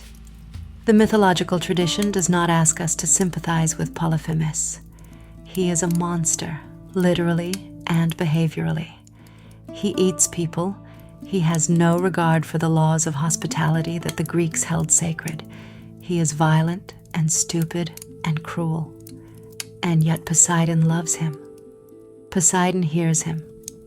Poseidon spends the better part of a decade making the life of one middle-aged Greek king from Ithaca as difficult as possible, wrecking his ships and driving him off course and preventing his return, because his son cried out from the beach and asked him to. There is something in this that transcends the mythology. It is something true about love, that it does not require its object to be worthy, does not require it to be good or beautiful or easy, does not ask permission from reason or justice. Poseidon loved Polyphemus because Polyphemus was his, and that was enough. And the rest of the world, including the greatest human hero of the age, had to arrange itself around that fact. Homer is careful, in the Odyssey, to show us that Poseidon's persecution of Odysseus has limits. Zeus will not allow Odysseus to be destroyed entirely, only delayed and diminished, and Poseidon himself, in the final stages of the epic, is shown withdrawing his opposition, leaving Odysseus to reach Ithaca at last. But before he withdraws, he is given one last moment of divine expression. He turns the Phaeacian ship that has finally carried Odysseus home into stone in the harbor of Scheria, a petty and magnificent final gesture of divine displeasure. The sea god having the last word in the only language he has always found most natural, the language of transformation, of the permanent change that cannot be undone. From Polyphemus to Triton, who is Poseidon's divine son by Amphitrite, and therefore a figure of a completely different order. Not monstrous but magnificent, not hidden in a cave, but moving through the open sea with all the freedom and authority of a divine herald. Triton deserves more attention than he usually receives in popular retellings of the Greek myths, because he is a figure of genuine complexity and beauty, and because his image, the man-fish hybrid with the conch shell, has been so influential in Western art and culture that we sometimes forget the specific divine function he served. Triton was the herald of the sea, in the same way that Hermes was the herald of Olympus, the divine voice that carried messages across the vast spaces of the ocean, the intermediary between the sea god and the world above. His conch shell, the enormous spiral shell he carried always and blew like a horn, had supernatural properties. When he sounded it, the waves obeyed. A blast of Triton's conch could raise storms or calm them, could signal the withdrawal of floodwaters, could mark the beginning or end of a divine journey across the sea. In the myth of the Great Flood, the Greek version, in which Deucalion and his wife Pyrrha survived on a boat as Zeus drowned the world to cleanse it of its corruption, it was Triton who sounded the signal for the waters to recede, Poseidon's son acting on Poseidon's behalf to restore the world to its pre-flood state. The image of Triton blowing his conch shell is one of the most enduring in all of ancient art. He appears on vases and in mosaics and in sculpture from the 7th century BCE onward, and the influence of his image extends through the Renaissance and beyond. Bernini's famous Triton fountain in Rome, with its muscular figure kneeling on a shell and raising a conch to his lips, is perhaps the most celebrated, but it is only one of countless artistic responses to this ancient figure of the sea god's son, the divine musician whose instrument was a spiral of calcium and whose concert hall was the entire ocean. Poseidon had other children who were not monstrous and not divine, but something in between. Heroes, men and women of extraordinary gifts, who moved through the mortal world carrying within them a divine inheritance that set them apart from ordinary humanity without entirely removing them from it. These demigod children of Poseidon are among the most interesting figures in the mythological tradition, because they dramatize the ancient Greek understanding of what divine blood does to a human life. It amplifies everything. It makes the gifts greater and the flaws more destructive. It places the person at the intersection of two worlds, belonging completely to neither. Among the most celebrated of Poseidon's mortal or semi-mortal descendants was Theseus, the great hero of Athens, the founder king who established the city's democratic institutions, who killed the Minotaur in the labyrinth of Crete, who descended into the underworld and fought the Amazons, and generally served as Athens' own particular hero in the way that Heracles served as the hero of the wider Greek world. The question of Theseus's parentage was itself a matter of some mythological debate. He had two claimed fathers, one mortal and one divine. His mother Aethra had lain with both King Aegeus of Athens and with Poseidon on the same night, and the son she bore partook of both inheritances, the mortal blood of Athens and the divine blood of the sea. This dual parentage was more than a genealogical curiosity to the ancient Athenians. It meant that Theseus was simultaneously their king, a figure of mortal political authority descended from the founder of their city, and the son of their rival in the contest for Athens, the god who had struck the Acropolis rock and flooded their plain in anger. Poseidon was, in Athenian religion, both the defeated contestant who had been denied the city and the divine grandfather of the city's greatest hero. The relationship was complicated, layered with contradictions that the Athenians did not try to resolve but instead held in productive tension, honoring Poseidon as Theseus's divine father, even as they celebrated Athena as their city's patron and protector. And there is in the story of Theseus one moment that connects directly and heartbreakingly to Poseidon's role as father, a moment that stands as one of the most tragic misunderstandings in all of Greek mythology. When Theseus sailed to Crete to confront the Minotaur, he made a promise to his father Aegeus. If he succeeded in killing the monster and returned alive, he would change his ship's sails from black to white as he approached the Athenian shore, so that his father, watching anxiously from the high cliffs, could see from a distance that his son was alive. If the sails remained black, it would mean Theseus had died in the labyrinth. Theseus killed the Minotaur. He survived. He sailed home triumphant with Ariadne and his rescued companions, and he forgot to change the sails. The ship approached Athens with black sails still raised. Aegeus, watching from the cliffs, saw the black and understood it as a death, his son's death, the end of his line and his city's greatest hope.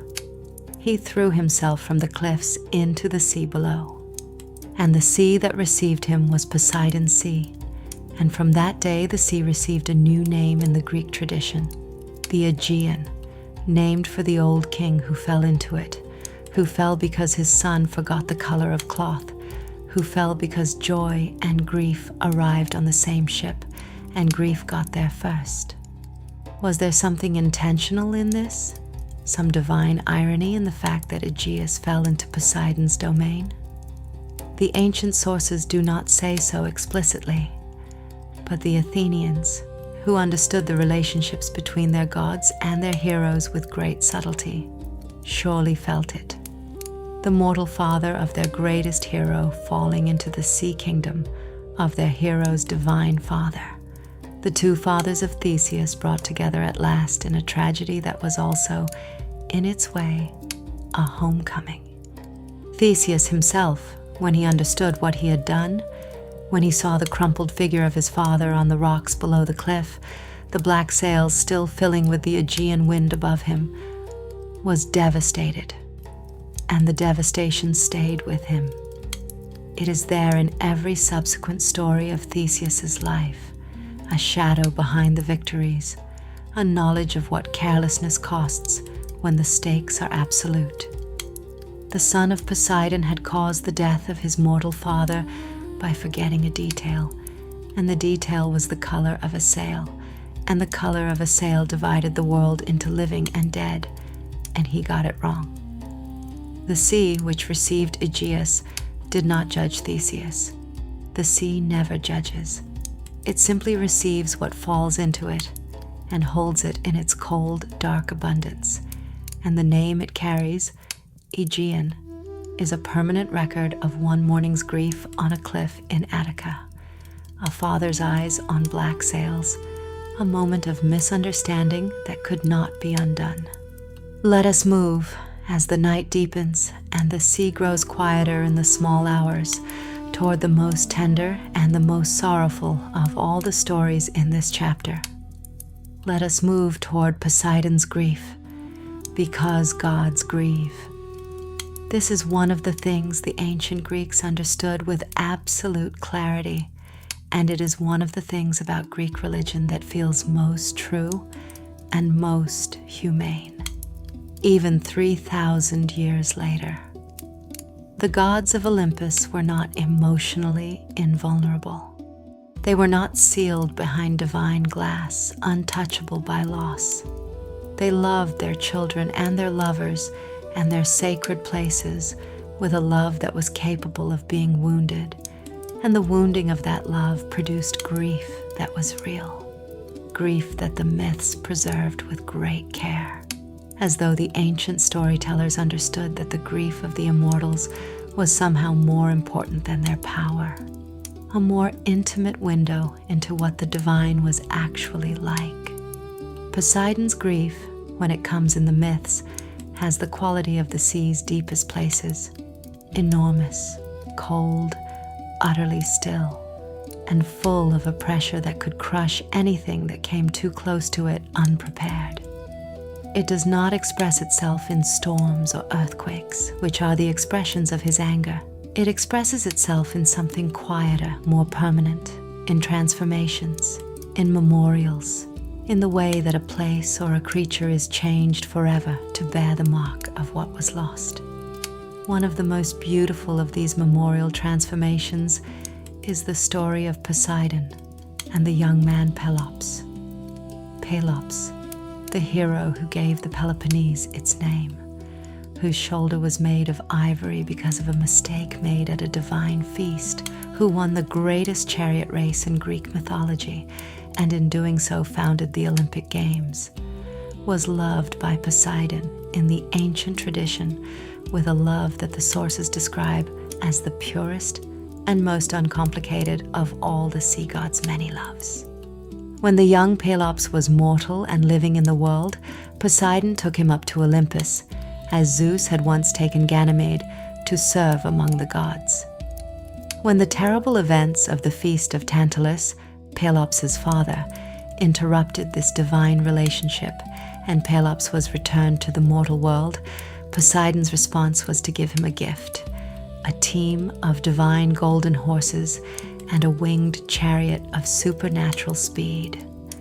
With these horses and this chariot, Pelops competed in the chariot race set by King Oenomaus of Pisa as the condition for winning his daughter Hippodamia's hand, a race that Oenomaus had won 12 times before, executing the losers each time because an oracle had told him his son-in-law would cause his death. Pelops won. He won because his horses were divine, because Poseidon had given him what he needed, because the god who loved him had not forgotten him even after the terrible interruption of their time together. And the Peloponnese, the great peninsula of southern Greece, the hand-shaped landmass that hangs from the body of mainland Greece into the Mediterranean, bears Pelops' name to this day. The island of Pelops, Peloponnesos, a geography named for a mortal who was loved by the sea god, whose victory in a chariot race echoed through millennia of human history, whose descendants included both the line of Agamemnon, who led the Greeks to Troy, and the line of Menelaus, whose wife was Helen, whose abduction started the war.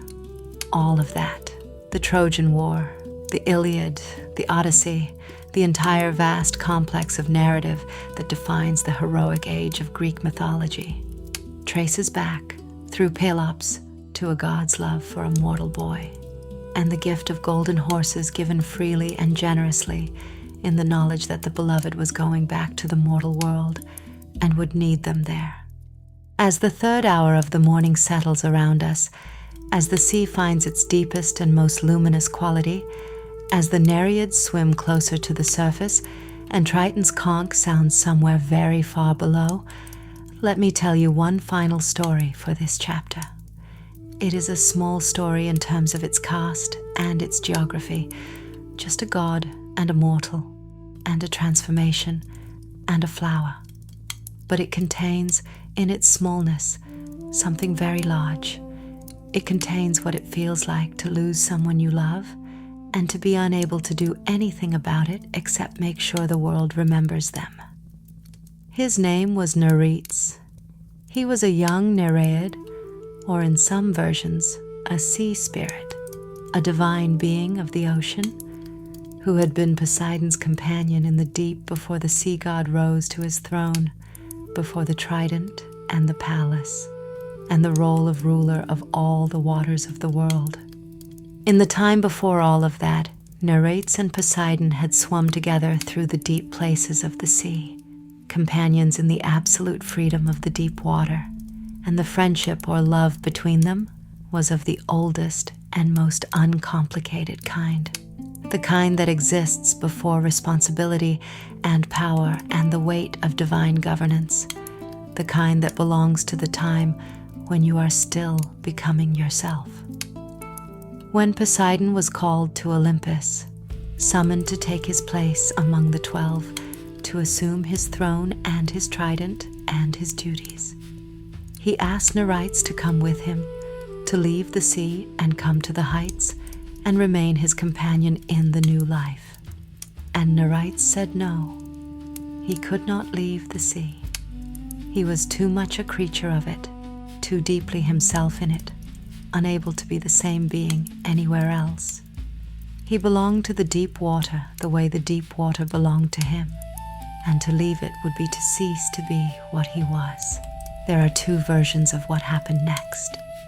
In one version, told by the ancient writer Aelian in his work on the nature of animals, Nereids was transformed into a shellfish, a small, brightly colored, spiraling shell, by Poseidon's grief and anger at the refusal, the god unable to accept the loss, and expressing that inability in the only way available to him through the permanent transformation that is the sea god's most characteristic response to what he cannot change.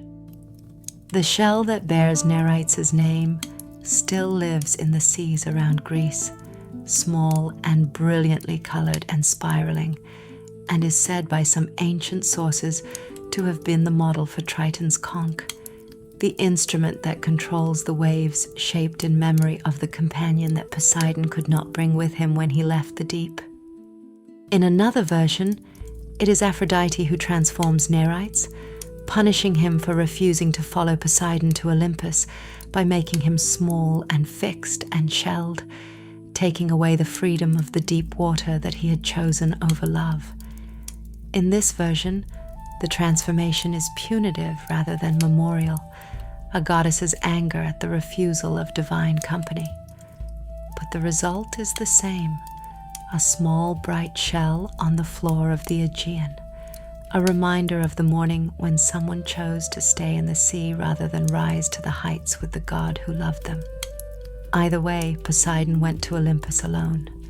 He took his throne and his trident and his dominion over all the waters of the world, and he ruled it with the enormous presence that we have been following through these 3 chapters, fighting with Zeus, building walls, contesting for cities, sending monsters and calming storms, and walking his white horses across the face of the deep. He became the god we know, vast and complex and magnificent. But somewhere in the mythology, beneath all of it, is the memory of the sea before the throne, the deep water, the companion, the freedom of the open ocean before responsibility arrived and called him upward, the small bright shell on the seafloor, the thing he loved that could not come with him, the loss that shaped him as surely as any victory did, that sits quietly in the oldest layers of his story, like a stone at the bottom of the sea, heavy, permanent, and entirely invisible from the surface. The surface of the sea is deceptive in this way. It shows you the storms and the calm and the play of light and the movement of the great waves. It shows you the chariot and the trident and the power. It does not show you what is at the bottom. You have to go down for that. You have to follow the story all the way into the dark, into the cold, into the lightless pressure of the deepest fathoms to find what is really there. And what is really there, in Poseidon's story as in the sea itself, is not only power. It is not only rage and contest and the building and breaking of civilizations. What is really there, at the bottom of everything, is a god who loved enormously and lost accordingly, who carried his losses the way the sea carries wrecked ships, absorbing them, holding them, transforming them over centuries into something that becomes part of the seafloor itself, part of the permanent deep, part of what the sea is. The stars are very bright tonight, Orion is rising in the east, his belt of 3 stars perfectly horizontal above the horizon, his great stride carrying him across the winter sky with the ease of a man walking on water. The constellation Delphinus, the dolphin, hangs in the summer memory of the sky, waiting for its season. And somewhere in the southern waters of the Aegean, near the rocky point where the temple of Poseidon stands in its ruined beauty above the sea, a small bright shell spirals down through 20 meters of clear water and comes to rest on the sandy bottom, turning slightly in the current, catching the faint luminescence of the sea at 3 in the morning. The night is not over. There is still more ocean to cross. There is still more to tell. But for now, let the deep take you. Let the current carry you. Let the weight of all that ancient water settle around you with the gentleness of a god who has learned, through 3,000 years of story and loss and love, that the most powerful thing in the world is also, in its deepest nature, the most patient. The sea will be here when you wake. Poseidon will be here when you wake. And in the morning there will be more story waiting, the way the tide waits, not going anywhere, not in any particular hurry, but absolutely certain of its return. The ancient Greeks did not know about the bathypelagic zone in any scientific sense. They did not have the instruments to measure it or the vessels to reach it, but they knew it was there. They felt it the way you feel the presence of something very large and very old in a dark room. Not by seeing it, but by the quality of the space around it, the way the air changes, the way the silence has a different texture. The Greeks called it the deep, simply the deep, and they understood it as a place of ancient divine habitation, a kingdom as real and as structured and as full of life as anything on the surface, but governed by entirely different laws, operating on entirely different principles, belonging to a different order of being altogether. Tonight, in this 4th chapter of our long and gradually deepening story, we are going to go there. We are going down.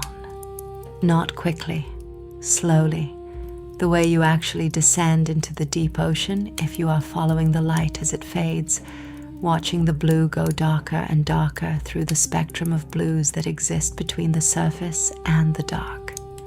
Turquoise first, then cerulean, then a deep and saturated cobalt, then a blue so dark it becomes indistinguishable from black, and then black itself, total and absolute, and strangely peaceful.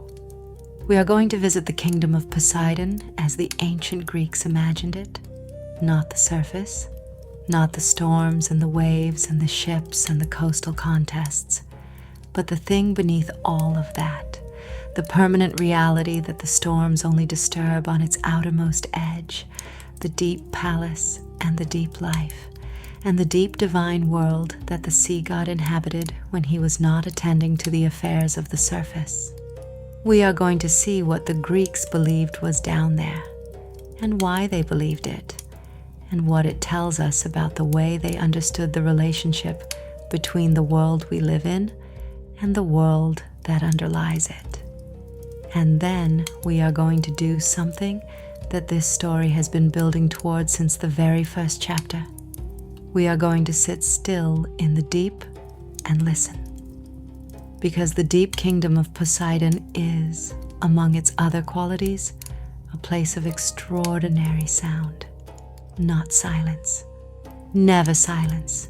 The ocean is never truly silent, but a particular quality of sound that you can only hear when all the surface noise has been left far above you.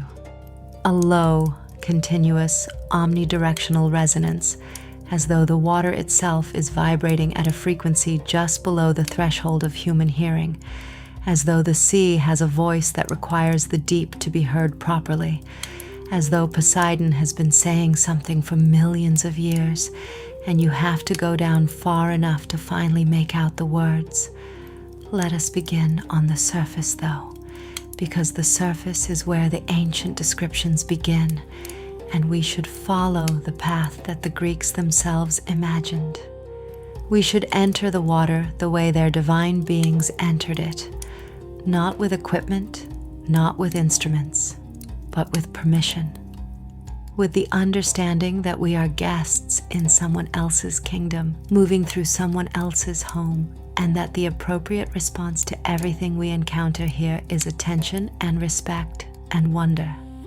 The ancient sources that describe Poseidon's underwater realm, and there are several scattered across Homer and Hesiod, and the later mythographers, and the lyric poets, and the philosophical writers who drew on the mythological tradition even as they questioned it, agree on certain fundamental features. The kingdom is real, it is organized, it is beautiful, with a beauty that is different in kind from the beauty of the surface world, but not lesser, a beauty of depth and pressure and ancient light, a beauty that has had longer to develop and that operates on a larger scale than anything visible from shore. The palace itself is consistently described in terms that would have made sense to any ancient Greek who had ever seen a great house. It has halls and chambers and a throne and a treasury and a stable for the divine horses. But everything is made of materials that belong to the deep rather than to the surface world.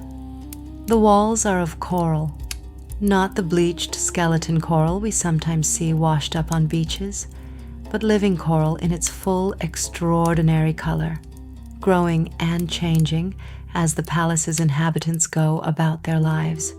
The architecture itself, a living thing, shaped by divine will, but also by the slow biological processes of the sea. The floors are of polished stone from the deepest parts of the ocean floor, stone that has never seen the sun. The columns are of towering sea kelp, dark green and moving in the deep current, their tops lost in the green dark water above. The ceilings, where there are ceilings, are of pale bone-white nacre, mother of pearl, that catches and holds even the faintest suggestion of bioluminescent light and diffuses it through the halls in a cold and beautiful glow. Homer gives us the most famous single description of Poseidon's arrival at this palace in the 13th book of the Iliad. The passage is one of the most cinematically powerful in all of ancient literature, and it has the quality of something glimpsed rather than fully described. Homer does not linger on the underwater kingdom long enough to render it completely, but what he gives us is precisely enough to let the imagination construct the rest. Poseidon, after his intervention in the battle at Troy, drives his divine horses back across the sea. And Homer describes the sea creatures that come out to greet him as he passes, whales and dolphins and the creatures of the deep acknowledging their king, the sea itself rising to smooth his path so that his chariot's axle does not even get wet as it crosses the water. And when he reaches his palace and stables his horses and covers them with divine golden blankets and secures them with divine golden hobbles, there is in the brief description a sense of a home, a place arrived at, a place settled into, a place where the god is most completely himself. The stable deserves particular attention because the horses of Poseidon are central to the imagery of his divine household in a way that surprises many people. We tend to think of the underwater realm as populated primarily by sea creatures, fish and dolphins and whales and the various hybrid beings of the mythological tradition. And it is all of those things. But it also contains horses, the great divine horses that pull Poseidon's chariot across the sea are stabled in his underwater palace, fed on ambrosia, the divine food that sustains the immortals, and tended by grooms who are themselves divine beings of the deep. The horses are described as having hooves of bronze and manes of gold, and when they run across the sea, they move with such speed that their hooves leave foam rather than tracks, and the water smooths out behind them as though they were never there. The coexistence of the horse and the sea in Poseidon's divine household is more than just a mythological curiosity. It reflects a genuinely ancient and profound understanding of the relationship between these two things.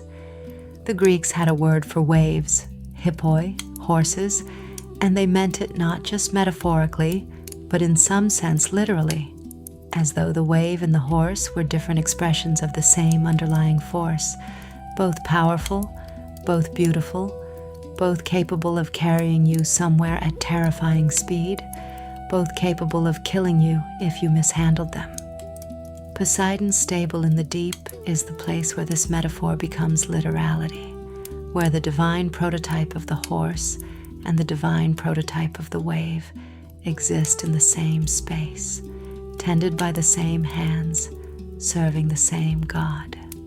Beyond the palace and the stable, the underwater kingdom of Poseidon contained an entire divine society, a population of divine beings who were neither fully Olympian nor fully mortal, but something in between, specifically adapted to the underwater world in the way that the Olympic gods were adapted to the heights and mortals were adapted to the middle zone of the Earth's surface.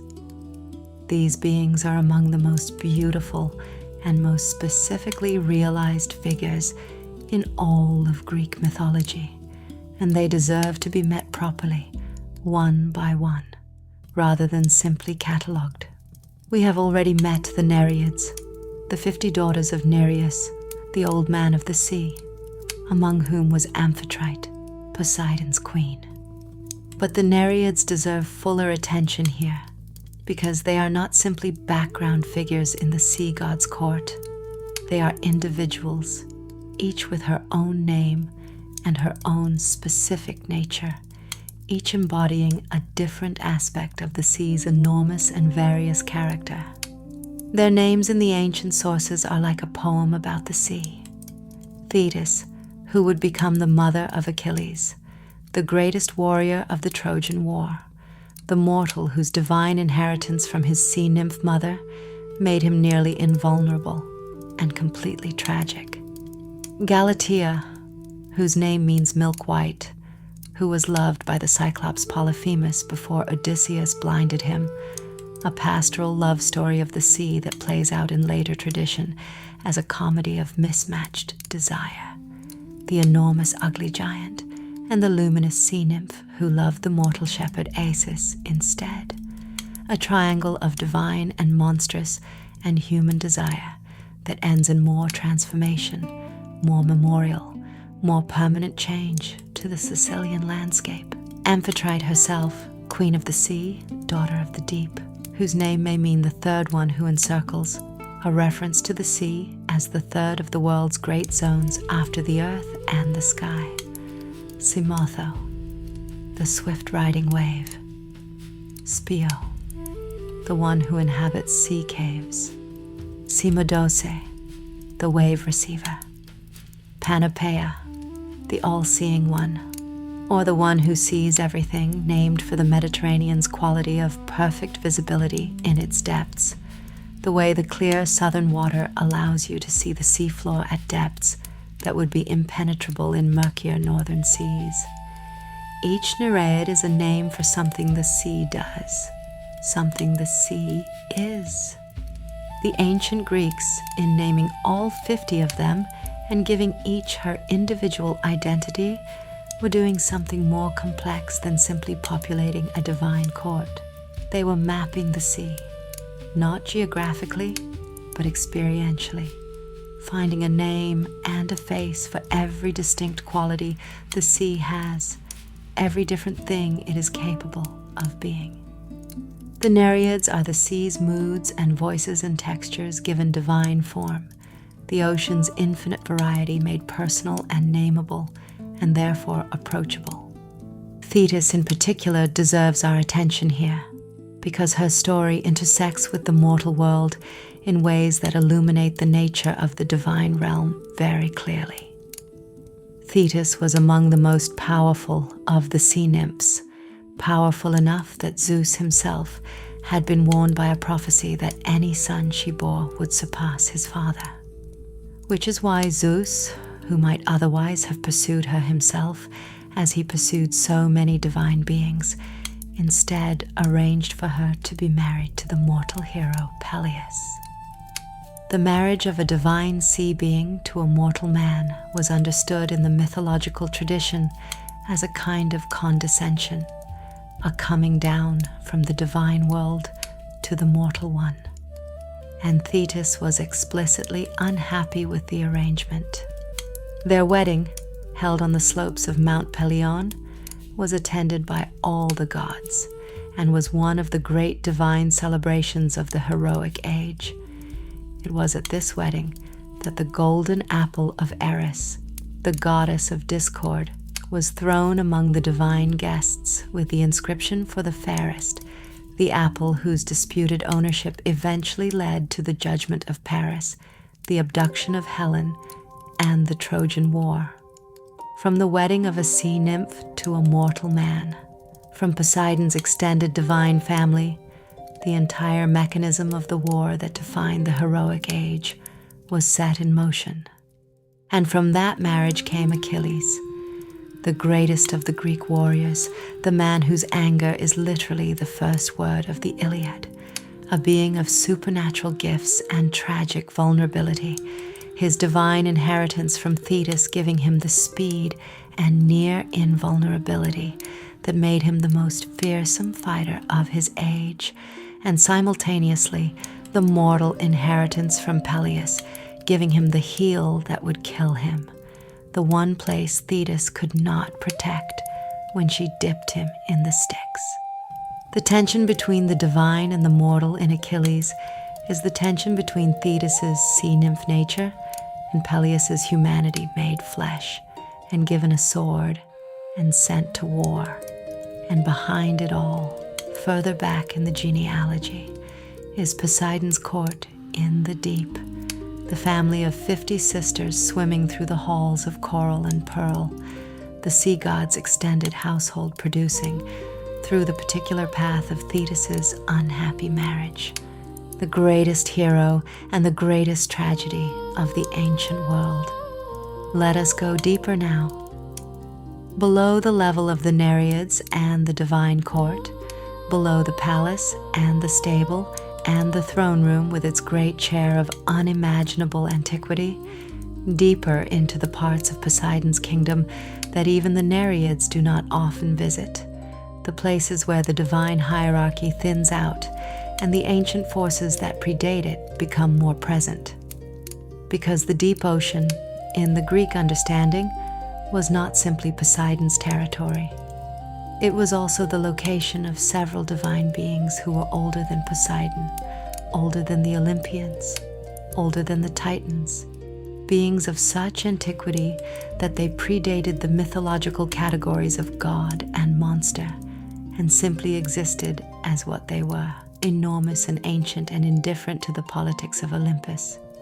And Poseidon, for all his power and his pride and his insistence on equality with Zeus, navigated his relationship with these ancient deep-water beings with a care and a respect that he did not always show to his fellow Olympians. Chief among them was Pontus. Pontus, whose name simply means sea, the Greek word for sea, was the sea itself in its most primordial form, before personality, before stories, before the specific character that the mythological tradition gave to Poseidon. Pontus was one of the first beings to emerge from chaos at the beginning of the world, born directly from the primordial void alongside Gaia the earth and Uranos the sky, existing before the Titans, before the Olympians, before narrative itself. He was not a god in the way the Olympians were gods. He was not an individual with moods and preferences and a palace and a family. He was simply the sea, in the oldest sense of the word. The ancient mythographers are somewhat vague about the relationship between Pontus and Poseidon. How did the primordial sea relate to the Olympian sea god who came after him? The most common understanding seems to have been that Pontus represented the sea as a cosmic element, as one of the fundamental constituents of reality, while Poseidon represented the sea as a divine personality, as a being who could be related to, propitiated, angered, pleased. Pontus was what the sea was. Poseidon was who the sea was. And Poseidon, ruling his domain, was in some sense always ruling within the body of this older being, the way a new city is always built on the geology that preceded it, the way the present moment always exists within the depth of the past that produced it. From Pontus and Gaia came Nereus, the old man of the sea, the father of the Nereids, the benevolent prophet of the deep waters who knew all things and would tell them if you could catch him and hold him while he shape-shifted through his changes. Nereus is one of the most quietly important figures in the entire mythological tradition, a being of great age and great knowledge who appears in stories not as a major actor, but as a source of truth, a divine library of oceanic wisdom. Heracles wrestled with him on the shore of the stream Oceanus, seeking the location of the Garden of the Hesperides. Perseus consulted him. Various heroes sought his knowledge at various crucial moments, and Nereus always told the truth, told it completely, because his nature was truth in the way that Poseidon's nature was power. He was not capable of deception, not because he was virtuous, but because deception was simply not part of his ancient nature, as foreign to him as dryness. The relationship between Poseidon and Nereus in the deep kingdom was one of the most delicately balanced in the mythology. The older, quieter, wiser being, and the younger, more powerful, more dramatic ruler of the same territory. Poseidon did not displace Nereus. He ruled over him in the political sense, in the sense that Poseidon was king and Nereus was not. But Nereus knew things that Poseidon did not know, had access to truths that the sea god's power could not reach. The wisdom of the very deep, the deep where Nereus lived, in the oldest and coldest and least disturbed parts of the ocean, was a different kind of knowledge from the power that ruled the surface and the middle depths. And Poseidon, for all his pride, seems to have understood this. There is something deeply beautiful in this relationship, something that the ancient Greeks may have understood about the ocean itself, even without the scientific vocabulary to articulate it. The deep ocean, the real deep, the Hadal zones and the abyssal plains does operate by different rules from the surface. It is a place of extraordinary stability compared to the turbulent surface world. The temperatures change by fractions of a degree over centuries. The pressures are constant. The creatures that live there are among the oldest evolutionary lineages on the planet, things that have barely changed in hundreds of millions of years, because they are so perfectly adapted to an environment that itself barely changes. The deep is a repository of the oldest things, the oldest water, the oldest sediments, the oldest forms of life. And there is a kind of wisdom in that, a knowledge that only comes from having been present and uninterrupted for an inconceivably long time. Nereus, old and benevolent in his palace of ancient stone at the bottom of the oldest water, was the Greeks' way of understanding this quality of the deep, the ancient stability, the perfect truth, the knowledge that accumulates when you have been present and paying attention for longer than time itself has been keeping records, and deeper still, below even Nereus, below even Pontus. At the very bottom of everything, in the place that the Greeks called Tartarus in its oceanic dimension, the place where the boundaries between the sea and the underworld became indistinct, where the roots of the mountains that rise above the sea met the floor of the sea itself in the absolute dark, there were the Titans, the imprisoned Titans, the gods who had ruled before the Olympians, who had been defeated in the Titanomachy and bound in Tartarus for eternity, or for what seemed like eternity to beings who existed in time differently from mortals. They were there, in the deep below the deep, and the boundary between their prison and Poseidon's kingdom was maintained by divine structures as permanent as anything in the mythology. The 100-handed giants, the Hecatoncheires, who had fought for Zeus in the Titanomachy, and who now served as the wardens of the Titan prison, keeping what was below below and what was above above. Poseidon had fought against the Titans. He had used his trident in the stories of the Titanomachy with devastating effect. Some ancient sources credit him with specific feats during the Great War, with using his weapon to crack the earth and the sea floor, with creating earthquakes and tsunamis as weapons of divine warfare. He was not simply a bystander in the war that defined the present divine order. He was one of its architects. And yet the Titans were his predecessors, beings of enormous power and ancient dignity who had ruled for an age before the Olympians rose. The relationship between victors and defeated in the mythological tradition is more complex than simple triumph. The defeated gods did not cease to exist, did not lose their power entirely, did not become nothing.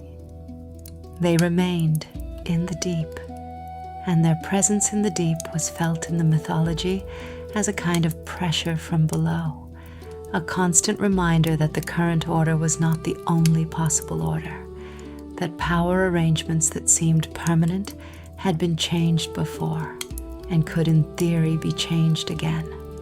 This is one of the things that made Poseidon's kingdom in the deep such a charged and complex space. It contained beauty, the coral palace, the Nereids, the divine horses, the luminous depths. It contained wisdom, Nereus and the ancient knowledge of the deep water. And it contained danger, the proximity to Tartarus, the Titans below, the reminder that the current divine arrangement had been purchased at enormous cost and could not be taken for granted. Poseidon sat on his throne at the center of all of this and ruled it. He navigated the complexity, the beauty and the danger, the wisdom and the power, the ancient forces below him and the political pressures of Olympus above him, with the particular intelligence of someone who has always occupied a middle position, neither the highest nor the lowest, neither entirely free nor entirely constrained. The sea god in his deep kingdom was, in this sense, a perfect embodiment of the sea's own nature, a middle world between the sky above and the underworld below, a place of transit and transformation, a space where things pass through and are changed by the passing.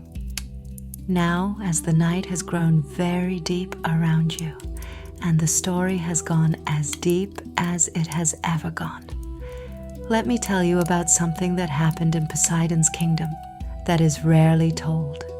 A story not of conflict or contest or creation, but of something quieter and more fundamental. A story about the nature of the deep itself and about what it means to rule something that cannot ultimately be ruled. In the ancient tradition, preserved in fragments of cosmological poetry and in the philosophical writings of thinkers who drew on the mythological tradition to articulate their understanding of the physical world, there is a concept called the Great Year, a vast cycle of cosmic time in which everything that is returns to what it was, in which the world moves through its phases not in a straight line towards some final destination, but in an enormous circle, returning always to the beginning. The sea was central to this understanding. The sea was the medium through which the cycle operated, the element that connected beginning to end and end to beginning, the water that fell as rain and returned as river and became ocean and rose again as cloud in the endless circulation that the Greeks understood as the fundamental rhythm of the natural world. And at the center of this cycle, at the still point of the turning world, was the deep ocean. The deep did not circulate the way the surface did.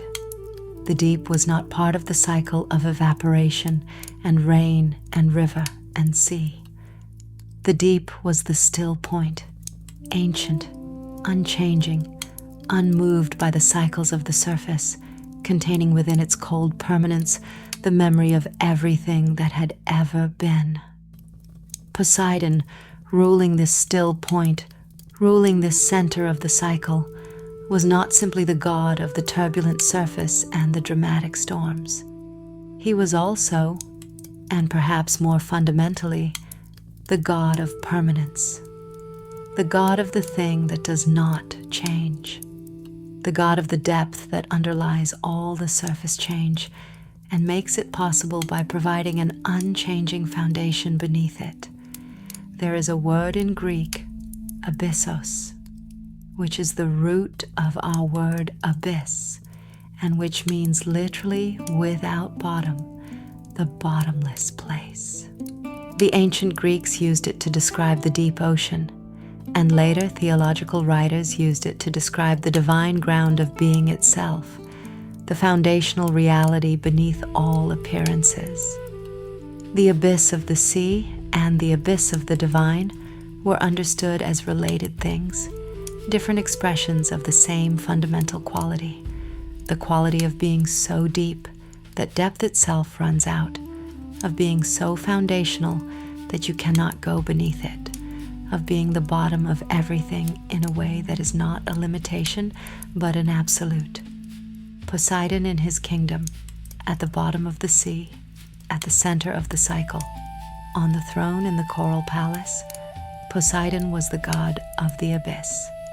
Not in any frightening sense, not in the sense of emptiness or horror, in the sense of depth, in the sense of foundation, in the sense of the thing that holds everything else up precisely because it goes all the way down, because it never stops, because at the center of it there is nothing but the sea itself, the water itself, the divine presence itself, without ornament, without story, without even the trident or the throne, just the God and the deep, which are ultimately, in the Greek understanding, the same thing.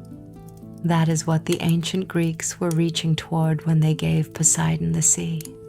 Not just the surface, not just the storms and the horses and the contests and the politics. The deep, the permanent, the foundational. The thing beneath the thing beneath the thing, all the way down to where language runs out, and there is only the sea, only the dark, only the cold pressure of fathomless water pressing equally in every direction, and within it, present as gravity is present, not seen but felt in everything, the divine. You are very deep now. The surface is far above you, a bright memory. The stories of contests and cities and mortal heroes and divine politics are far above you, part of the surface world where things happen quickly and change constantly and matter enormously. Down here, things are different. Down here, the changes happen on a different timescale. Down here, the divine is not dramatic, but steady, not loud, but omnipresent, not powerful in the way a storm is powerful, but powerful in the way that stone is powerful, by simply being there, always, unchanged, holding everything up. Breathe, or don't breathe. In the deep, you don't need to. The deep provides everything you need just by being what it is. The palace of coral is somewhere nearby in the dark. The Nereids are moving through the halls, their luminescence lighting the ancient walls in cold blues and greens. The The divine horses are quiet in their stable, their golden manes dimmed to a warm glow in the dark. Amphitrite is somewhere in the inner chambers, queen of all of this, serenely at home in the place she chose over the edge of the world. Nereus is at the bottom of everything, knowing all things, telling the truth to anyone who comes to him, patient as the oldest stone. And Poseidon is on his throne, sitting in the absolute dark of the deep, his trident across his knees, his eyes open and seeing everything. The surface far above where ships are moving and storms are building, and mortal lives are being lived with tremendous urgency and brevity, and the depth below where the Titans are locked in their ancient imprisonment, and the roots of the world go down to where even the divine runs out of floor. He is holding all of it, the surface and the deep, the storm and the stillness, the cycle and the center, the world above and the world below. He is the sea. Not metaphorically, he is the sea, and you are in it. And it is very, very beautiful, and it is very, very old. Not quickly, slowly, the way you must ascend from depth, pausing at each level to allow your body to adjust to the changing pressure, to allow the dissolved gases of the deep to work their way out of your blood without killing you. A diver who ascends too fast from the deep dies from the nitrogen that forms bubbles in the bloodstream as the pressure drops. A terrible and invisible violence done to the body by the simple fact of returning too quickly to the surface world from a place where the rules are fundamentally different. We will not ascend too fast. We will take our time. We will pause at each level of the story and let our eyes adjust to the increasing light. Let our ears adjust to the increasing noise. Let our understanding adjust to the increasing complexity of a world that is not the still and foundational deep, but the turbulent, consequential, gloriously and terrifyingly mortal surface, where the great events of the heroic age played out, and where Poseidon's decisions, made in the depths, expressed on the surface, shaped everything. Because the 5th chapter is where all the threads come together. It is the chapter of consequence. It is the chapter in which we watch Poseidon's long engagement with the mortal world arrive at something that might be called, with full awareness of how loaded the word is, a reckoning, not a punishment, not a judgment from above, but the specific kind of reckoning that happens when a being of enormous power and enormous feeling has been operating in the world for a very long time, and the world has been shaped by that operation, and the shape of the world begins to reflect back to the God the truth of what he is. Let us begin with Troy, because Troy is where everything converges. The city of Troy, Ilion, the walled city on the Hellespont, the city whose 10-year siege defined the heroic age of Greek mythology and gave the world the Iliad and the Odyssey and the Aeneid and 2.5 millennia of artistic and literary response. Troy was, in ways that the mythological tradition is very specific about, a city that Poseidon had helped to build. We touched on this earlier in our story, but now we must look at it more carefully, because the full complexity of Poseidon's relationship with Troy is essential to understanding the reckoning of the 5th chapter. Poseidon and Apollo had built the walls of Troy, the legendary walls that were supposed to be impregnable, the walls that made Troy the greatest fortified city in the ancient world, the walls that made a 10-year siege necessary rather than the quick military victory that the Greeks had expected when they first beached their ships on the Trojan plain. Poseidon had put his divine strength into those walls, his divine craft, his divine investment in the city's permanence and safety. And then King Laomedon had refused to pay them. The gods had been tricked, cheated, humiliated by a mortal king who thought he could use divine labor and then declined to honor the agreement. And Poseidon's response, the sea monster, the plague, the demand for Hesione's sacrifice that Heracles interrupted and resolved, had been the response of a god whose pride had been wounded at the deepest level. The walls he had built with his own divine hands were still standing. The city he had helped create was still there, visible and prosperous, and completely indifferent to the debt it owed him. This is the knot at the center of Poseidon's relationship with Troy, and it never fully untangles. When the Trojan War begins, when Paris abducts Helen and the Greek fleet assembles at Aulis, and 1,000 ships sail across the Aegean to demand her return, Poseidon's position is, from the outside, clear. He supports the Greeks. He hates Troy. The city wronged him. The city's founder cheated him. The city's walls, which should have been a monument to his divine craftsmanship, became instead a monument to his humiliation. Simple.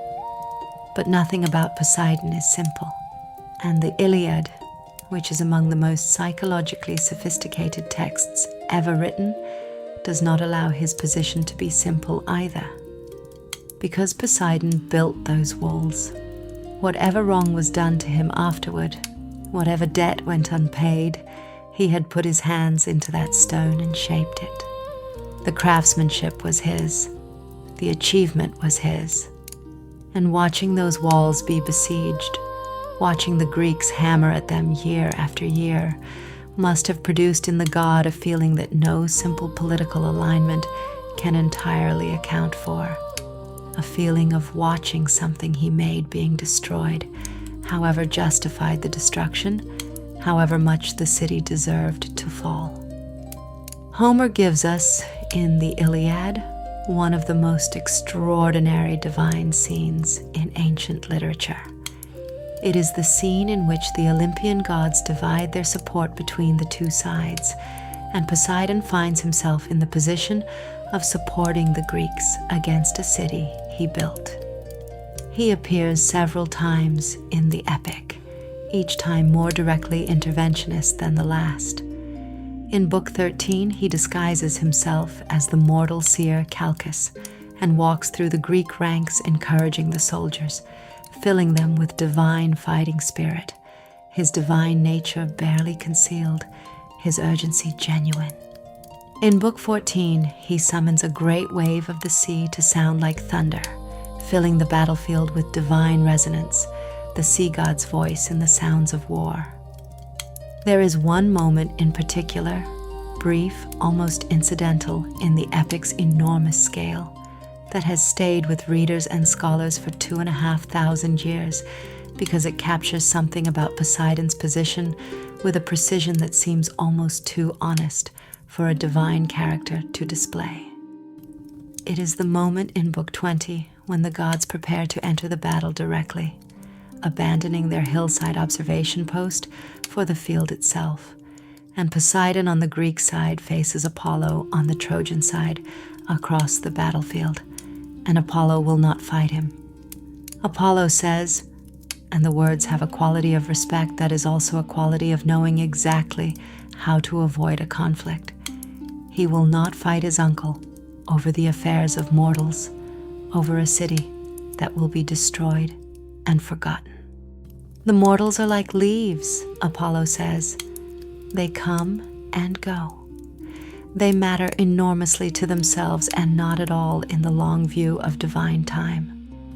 Why would the divine brothers wound each other over the fates of leaf people? And Poseidon does not answer. Homer does not give him an answer. He simply withdraws, and the battle continues around him, and the walls of the city he built continue to stand for now, and the Greek ships continue to pull at their moorings on the beach, and the 10-year war continues toward its conclusion that everyone in Homer's audience already knows. The silence of Poseidon in that moment is one of the most eloquent silences in ancient literature. It is the silence of a god who cannot argue with Apollo's logic. The mortals are like leaves, the city will fall, The divine investment in this particular outcome serves no divine purpose that transcends the personal, and who also cannot, in some fundamental way, accept it. Because Poseidon did invest personally, because the city was built with his hands, because the wrong done to him by Laomedon was real, because the children he fathered among the Greeks were fighting and dying on the plain below, because the sea that carries the Greek ships and has carried Greek sailors and has been the medium of Greek civilization and Greek prayers and Greek offerings for generations. That sea is his, and its people are his people, and their cause is his cause, and he cannot step back from it simply because the stepping back would be philosophically tidier. He is too much of the world to step back from the world. That is the thing Apollo's argument cannot account for. Apollo, the god of distance, of clarity, of the view from above that sees the pattern without the pain, can make that argument with perfect logical consistency. Poseidon cannot. He is a god of contact, of pressure, of the immediate and overwhelming presence of the thing itself. He cannot look at Troy from a divine distance. He is too close to it. He built the walls. Troy falls. We all know it falls. The great wooden horse is dragged through the gates set into the walls that Poseidon built, and in the night the Greek soldiers emerge from its hollow belly and open the city to the fleet, and the burning begins. The burning that ends a city and starts a literature. The burning that turns warriors into exiles, wives into slaves, children into orphans, a civilization into ash, and then into story. Poseidon does not prevent the fall. He has supported it. His Greeks have achieved it. And yet in the aftermath of Troy's destruction, something shifts in his divine position that the ancient sources register with careful attention. Because now the Greeks have won. The city is burned. The debt is paid, or something that might be called payment has been exacted. And the Greeks, victorious and arrogant in their victory, begin to commit the kinds of errors that victorious and arrogant people have always committed and will always commit at the moment of their greatest success. They desecrate the temples. They violate the sanctuaries. They commit crimes against divine property and divine persons that the gods cannot ignore, and that the gods, the ancient tradition tells us very clearly, do not ignore. And here Poseidon, who has supported the Greeks, who has been on their side, who has invested a decade of divine energy in their victory, turns. Not against the Greeks as a whole, not immediately or completely, but in the aftermath of Troy, Poseidon becomes the medium of divine retribution against the very people he had supported, and the retribution takes the form that is most natural to him, most complete in its expression of his divine nature, the sea. The return voyages of the Greek heroes from Troy are collectively known as the Nostoi, the homecomings, and they are, with very few exceptions, catastrophic. Storm after storm, shipwreck after shipwreck, hero after hero blown off course, delayed, drowned, wrecked on rocks, lost at sea, arriving home years late and finding that home has changed beyond recognition in the interval. The sea that had carried the Greek fleet to Troy with such cooperative efficiency turns, on the return journey, into an obstacle course of divine displeasure. And behind the storms and the rocks and the contrary winds, the ancient tradition is clear about the divine agency involved. Poseidon, and to a lesser extent Athena, whose temples had been violated, are the forces shaping this catastrophic homecoming. The most famous of the Nostoi is, of course, the Odyssey. 10 years of wandering at sea, powered by Poseidon's anger at the blinding of Polyphemus. which we have already discussed at length. But Odysseus was not alone in suffering on the return.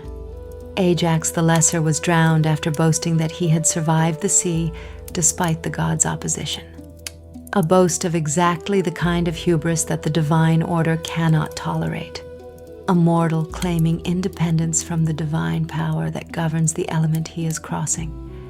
Poseidon's response was immediate and absolute. A wave, a rock, and silence. Agamemnon, the leader of the Greek expedition, arrived home safely enough only to be murdered in his bath by his wife Clytemnestra and her lover Aegisthus. The sea let him go, and the land killed him, as though the divine order had decided that the punishment for the crimes at Troy would be distributed across every element rather than concentrated in any one. Menelaus, whose wife Helen was the cause of the entire war, was blown all the way to Egypt and spent years wandering the eastern Mediterranean before finding his way home.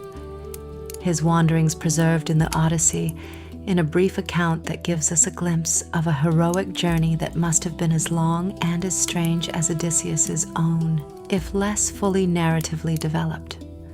Only a very few Greek heroes returned quickly and cleanly from Troy, and in each case the ancient tradition notes that their clean return was the result of either exceptional piety, they had honored the gods at Troy, maintained the proper rituals, refused to participate in the desecrations, or exceptional divine favor, specific divine protection that overrode the general divine displeasure. What Poseidon was doing in the aftermath of Troy, the ancient tradition suggests, was not simply expressing anger. He was restoring balance. The Greeks had won too completely, had claimed too much, had confused their victory with omnipotence in the way that mortals always do when things go well for too long. The sea, which they had crossed with such confidence, which they had used as the highway for their war, which they had treated as a given rather than a gift, reminded them on the return journey that nothing is a given, that the sea's cooperation is never guaranteed, that the divine element they cross so casually has a will and a nature and a long memory. This is one of the things that Poseidon embodies most consistently throughout the mythological tradition. The reminder that the natural world is not a resource to be used, but a presence to be respected. That the sea is not a road, but a god. That the wind and the wave and the current operate according to principles that transcend human convenience and human victory. That mortals who forget this discover the reminder at the worst possible time, in the middle of the ocean, far from shore, in the dark. But there is another dimension to the reckoning of the 5th chapter, and it is a dimension that operates not in the heroic past, but in the eternal present of the divine world, the dimension of Poseidon's relationship with the other Olympians, and what that relationship reveals about who he is when everything else is stripped away. Poseidon had, as we have seen throughout this story, an extraordinarily complicated relationship with his brother Zeus. They were the two most powerful beings in the divine order, the two brothers who between them ruled the two greatest domains, sky and sea, and their relationship combined the deep familiarity of siblings who grew up in the same darkness with the perpetual tension of near equals who each believed they deserved to be the primary one. Poseidon accepted Zeus's sovereignty. He also consistently and sometimes dramatically pushed against it. He made his own decisions. He pursued his own agenda. He acted, at crucial moments, as though the sovereignty of Zeus was a courtesy he extended rather than a reality he was subject to. The ancient sources preserve several stories of direct conflict between the brothers, and in each one the dynamic is essentially the same. Poseidon overreaches, Zeus reasserts his authority, Poseidon retreats. Not in defeat exactly, but in the specific kind of withdrawal that preserves dignity while acknowledging that the contest is not worth having at this time, in this form, with these stakes. It is the withdrawal of someone who is choosing not to push further rather than someone who has been stopped. The most dramatic of these confrontations, preserved in ancient summaries of a lost epic poem, involved a conspiracy among the Olympians, Hera, Athena, and Poseidon among the ringleaders, to bind Zeus in chains, to render him physically helpless, and thereby deprive him of his sovereignty. The plot came very close to succeeding. Zeus was bound. And then the sea nymph Thetis, Poseidon's great niece, the future mother of Achilles, the Nereid, who had her own complicated relationship with divine authority, summoned the 100-handed giant Briareus from his post as guardian of the Titan prison, and Briareus's impossible multiplicity of arms freed Zeus before the conspiracy could be completed, and Zeus, free again, took up his thunderbolt and his sovereignty, and the conspirators faced the consequences. The consequences for Poseidon were specific and humiliating in a way that resonates through the entire mythological tradition. Zeus sent him, the god of the seas, the shaker of the earth, the brother who had divided the world with him, to serve as a laborer, as a builder of walls in Troy, under the authority of King Laomedon. We are back at Troy again. We are always, in Poseidon's story, coming back to Troy. The punishment was perfectly calibrated. Zeus knew exactly what would wound his brother's pride most precisely. Not imprisonment, not deprivation of power, but reduction. The reduction of a divine king to a common laborer. The reduction of the god of the deep to a mason. The reduction of Poseidon to exactly the kind of servant that Poseidon had tried to make Zeus by binding him. And then, when the walls were built and Laomedon refused to pay, the humiliation was doubled. The divine laborer who had submitted to the punishment, who had built the walls, who had perhaps found some dignity in the craftsmanship itself, was then cheated by the mortal king he had been assigned to serve. Cheated by a mortal. After being punished by his divine brother, after conspiring against the king of the gods with the goddess of wisdom and the queen of heaven and losing. This sequence of events, conspiracy, punishment, labor, cheating, is the sequence that produced Poseidon's relationship with Troy. It is the psychological history behind the divine politics, and understanding it changes how we hear Poseidon's support for the Greeks in the Trojan War. It is not simply the god supporting his people against the city that wronged him. It is a being who has accumulated a very specific and very painful set of experiences around a very specific place, and who cannot engage with that place without carrying all of those experiences with him. The walls of Troy were built by a god who had tried to depose his brother and been punished by being sent to build them. Then the city those walls protected cheated him. Then he destroyed the city, or helped destroy it. Then he punished the people who destroyed it for destroying it too well. Every relationship Poseidon has with Troy is shaped by every previous relationship. The wound of the conspiracy punishment is inside the wound of Laomedon's cheating, which is inside the wound of building the walls under compulsion, which is inside the fury that sent the sea monster, which is inside the support for the Greeks, which is inside the punishment of the Greeks after their victory. A series of nested grievances and responses, each one generated by the previous, none of them fully resolving, all of them still present in the final shape of things. This is not a simple God. This is not a straightforward divine personality expressing straightforward divine qualities.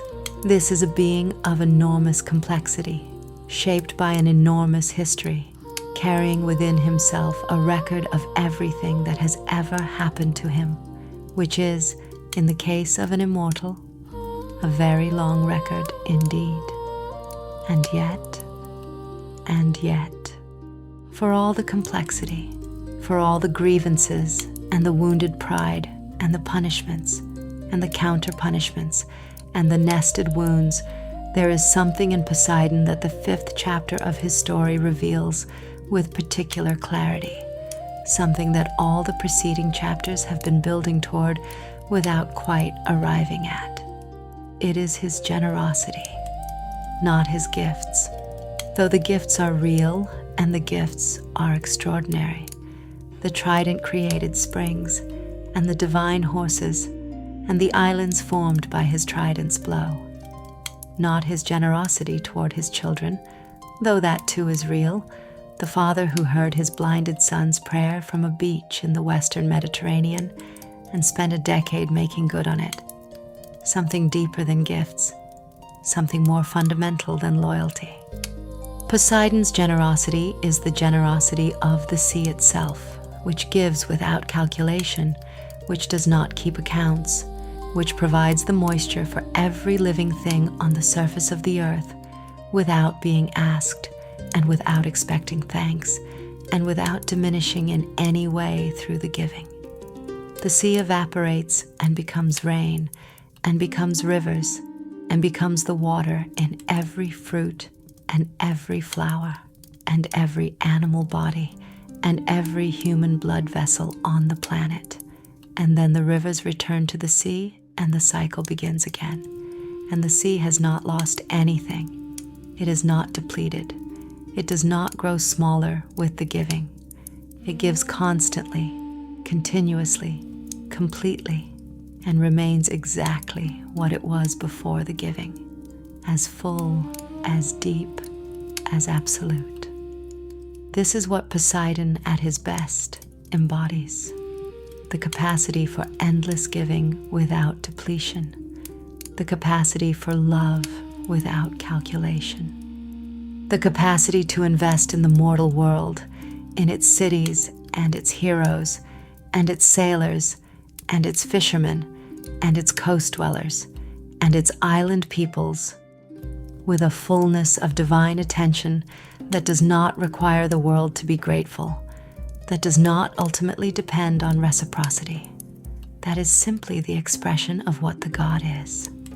We see this most clearly, perhaps, in the smallest and most easily overlooked of his relationships with mortals, not the great heroes, not the famous lovers, not the celebrated children, but the ordinary sailors, the fishermen who made offerings at the coastal shrines, the merchant ships that burned incense at the prow before departure, the harbor pilots who prayed for a fair wind and a clear passage, the mothers who stood at the edge of the water and watched their sons' ships disappear over the horizon and whispered to the sea to please bring them back.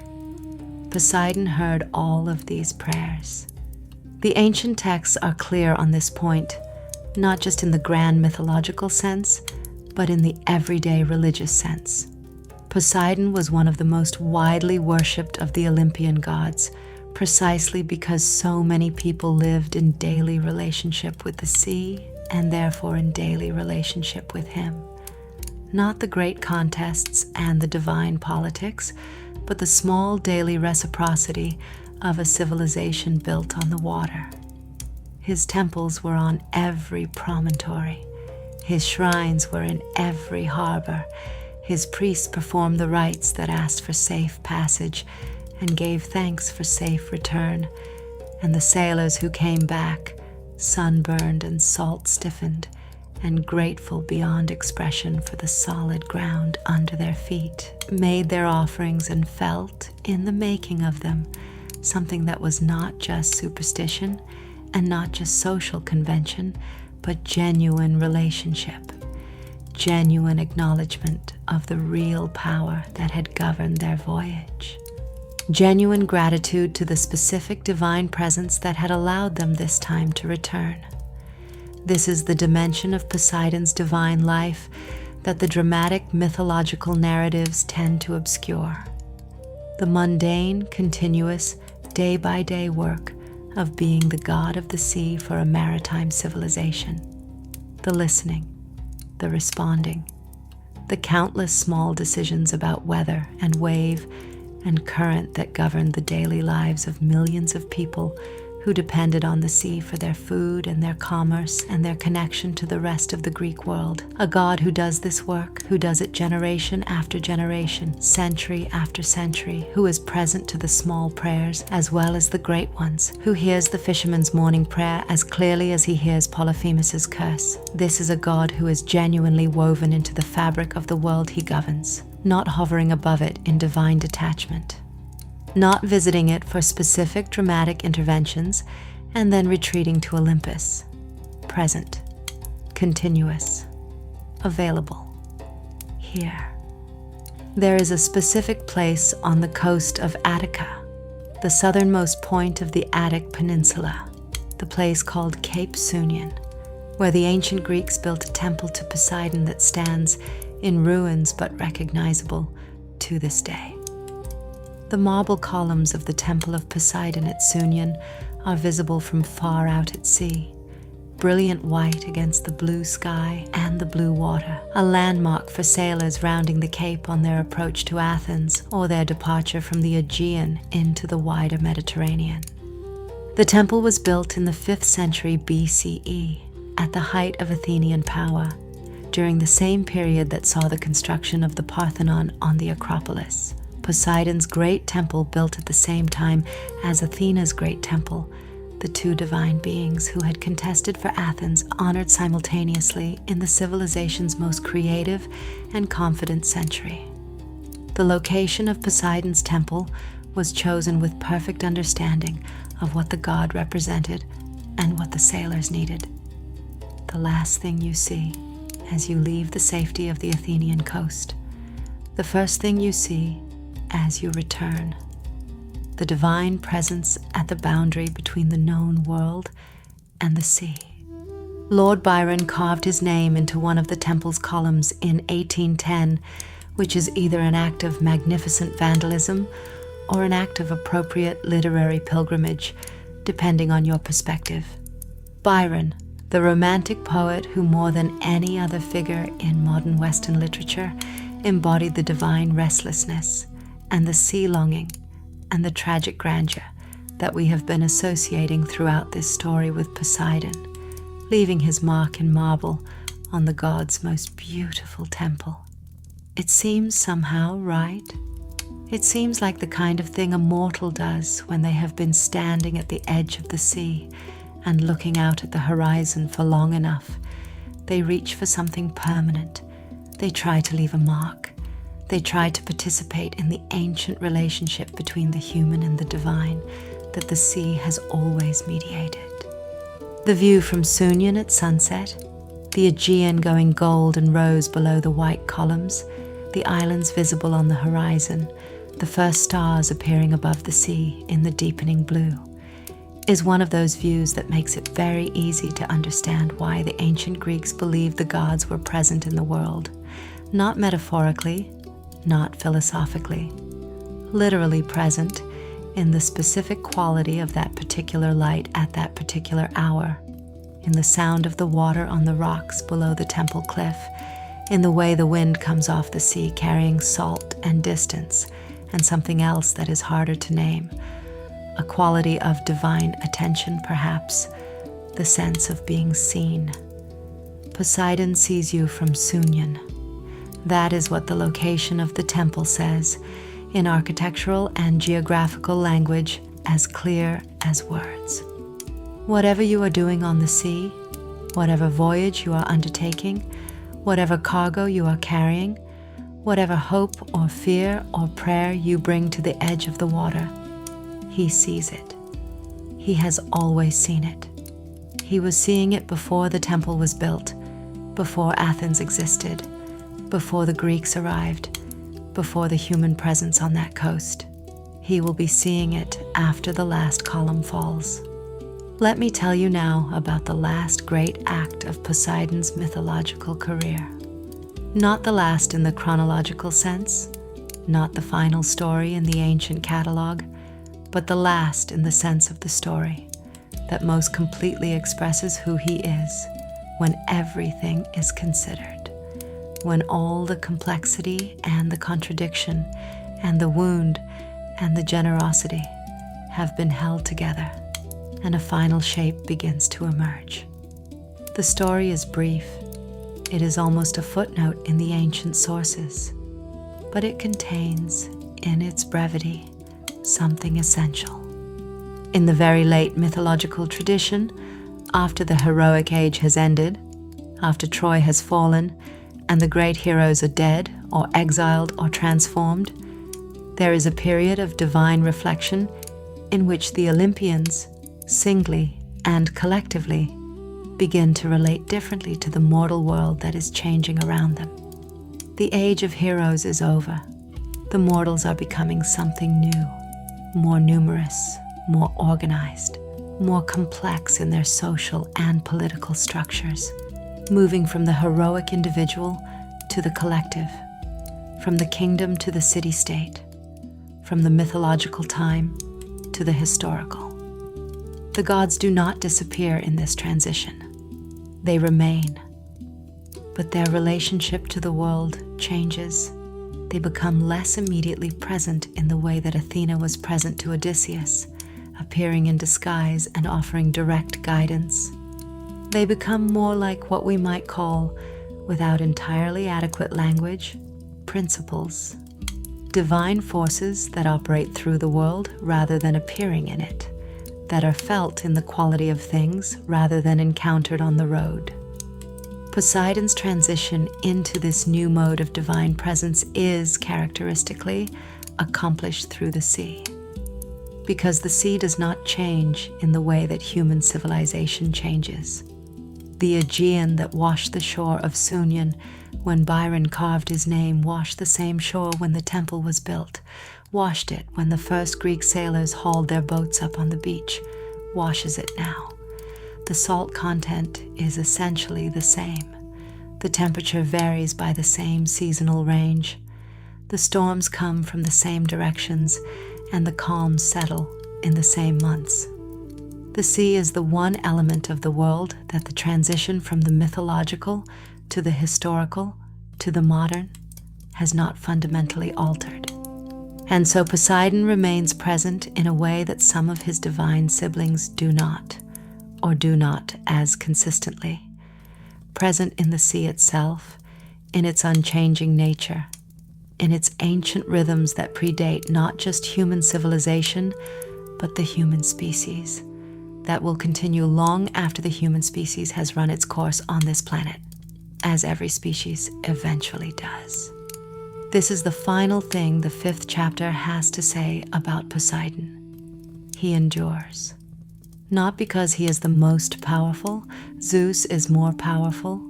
Not because he is the wisest, Athena is wiser. Not because he is the most beloved, Apollo perhaps, or Dionysus in his way, inspired more passionate human devotion in the classical period. But because what he embodies is not dependent on human civilization in the way that those other divine qualities are.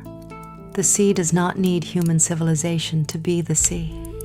The sea was the sea before the first Greek word for it was spoken, before the first prayer was offered at a coastal shrine, before the first ship was launched or the first net cast. The sea will be the sea after all of that is over.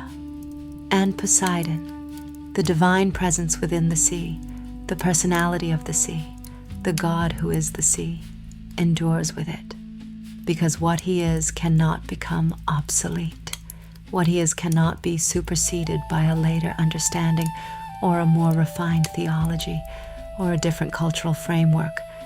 What he is the deep water and the wave and the current and the living darkness below the surface and the ancient pressure and the cold, eternal foundation of the world. He endures the way the sea endures, which is to say, absolutely and entirely without effort, and without the need for anyone to remember him, and without any diminishment in the forgetting. The sun is rising now. You can see it first as a brightening of the eastern horizon, a pale gold that is not yet light, but is the promise of light, that quality of the pre-dawn sky that the ancient Greeks called the rosy-fingered dawn, and that Homer used to mark the beginning of every significant day in both the Iliad and the Odyssey. The sea, which has been deep and dark and full of everything we have been exploring through these 4 previous chapters, begins to catch the first light and hold it, turning the surface from black to the deep blue of the last hour of night, and then to the gray blue of the earliest morning, and then to the rose gold and the silver, and the full blazing turquoise of the Mediterranean Sea in full morning light. The temple at Sounion is catching the first light. The columns are going from shadow to pale gold, the marble that has held the cold of the night releasing it slowly as the sun comes over the horizon of the Aegean and touches everything with the particular quality of Mediterranean morning light that has inspired more art and more poetry and more religious awe than any other quality of light on the planet. Perhaps because it is so clear, so complete, so without ambiguity, a light that illuminates everything and flatters nothing and asks only that you see what is actually there.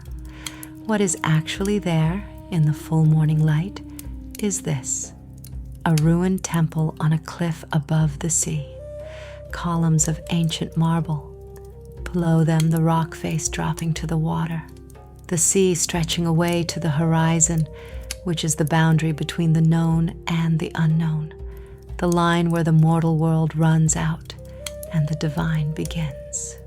And on the surface of the sea, catching the morning light in 10,000 small mirrors of water, something that is not quite reflection and not quite luminescence, but is something of both. The sea's own light, the surface light that we began with in chapter 3. The light that the sea holds in itself and releases slowly, the memory of the sun expressed in water. Poseidon is in that light. He is in the sound of the water on the rock below the temple. He is in the salt in the air and the weight of the moisture and the particular smell of the Aegean morning that no other sea and no other morning quite replicates.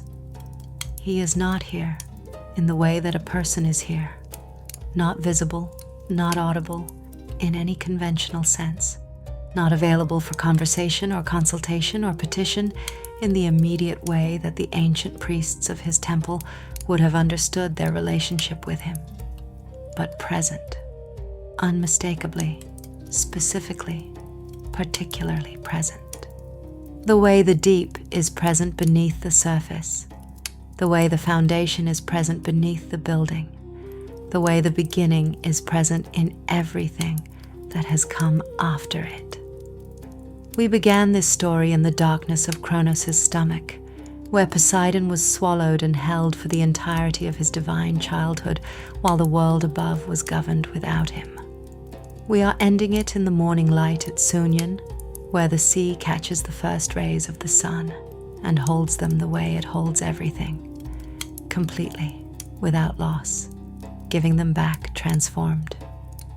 Between those 2 moments, between the darkness and the light, between the swallowing and the release, between the beginning and the morning, that is as close to an ending as this story will come, lies the entire life of a god, every contest and every love, every child and every grief, every city built and every city drowned, every prayer heard and every sea crossed and every storm sent and every safe harbor entered.